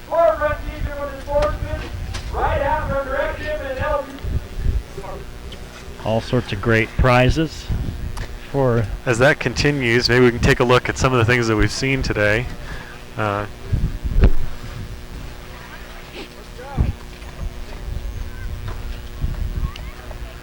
lot of the great action that we saw today. And we want to thank Nick Ward from Beaver Mountain and for helping us out, as well as Cody Lundgren today. Yeah, a couple of great guys, and you know, having been up here and taken a lesson from, you know, Cody was one of the people that taught me a little bit about snowboarding. I recommend that. You know, come on up here, and these guys are great. All of the instructors are very nice, very friendly, and you know what? They'll get you going really, really quickly. Third place, Jason Jensen. He wins a helmet from Truth About Tobacco, right hat from Directions, an Al t-shirt, LTF t-shirt, and an LTF CD-ROM. Again, checking out some more of this action that we've been seeing, and can't stress it enough. Come on out here, you know, next season, take advantage. They've got the discounts now on the season passes for next year through the 14th of April. You want to make sure you do that as well. Well, they announced the men's snowboard 11 to 14 winners. Cody Griffith just got winner. Jens Jorgensen is second, and Tanton Jensen is third. That's in your men's 11 to 14 snowboarders. And your 11 to 14 men's ski, Scott Kiltz, third place. Some great stuff. Getting gifts from a lot of the different sponsors: Truth About Tobacco, Al Sporting Goods, The Sportsman. Just a lot of great stuff, and of course, just a fun time out here for everybody. So Chase Griffith,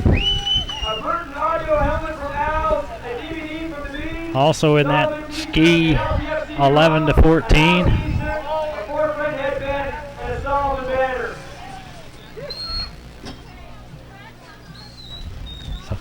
So he's your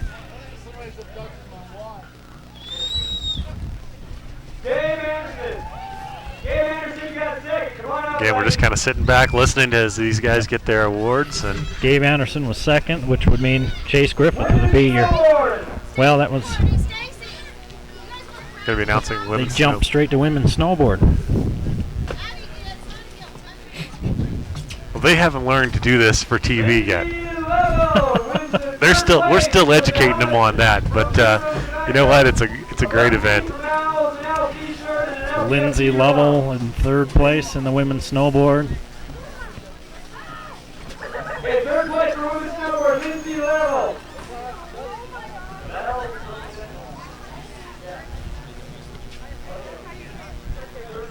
What we need them to do is run us the results real quick. Have them get it over to us, yeah, so we don't have to listen like the common folk. What's up with that?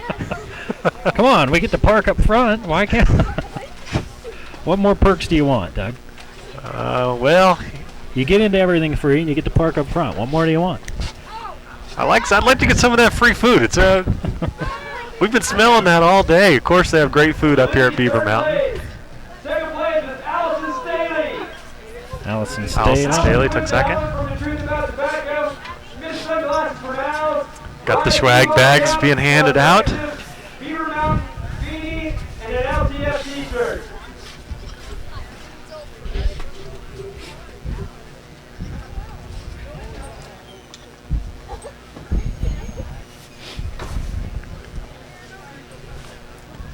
Now we wrap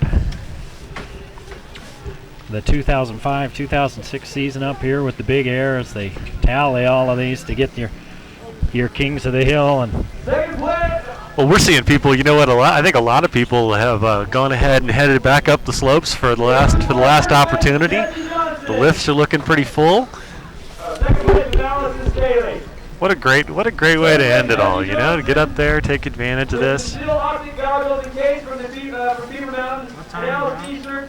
Helmet from the Truth About Tobacco. LTF T-shirt and a Ride Speed Ball cap from Directed. Just announce some of the other winners in a segment during your Today Show.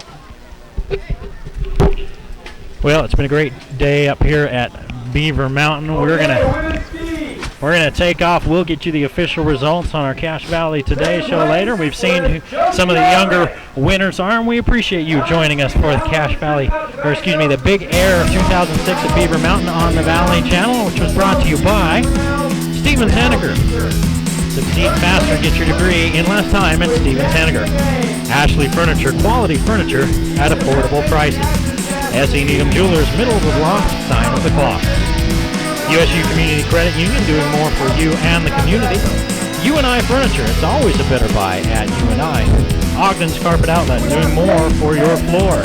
Lynn's Audio and Video, Cache Valley's Audio and Video Specialist. The Sportsman, your Letterman's Jacket Headquarters. Utah Cars, we deliver. Icon Health and Fitness, never give up. LSS Insurance, serving all of your insurance needs. Wilson Motors, Northern Utah's Nissan, Ford, and Lincoln Mercury dealer. The Logo Shop, we logo stuff, all kinds of stuff. And the Valley Channel, Cache Valley's television station. For Cody Lundgren, Nick West, and Doug Smith, and Eric Olson, and everybody else doing all the hard work in the truck, I'm Eric Olson saying we'll see you next time on the Valley Channel.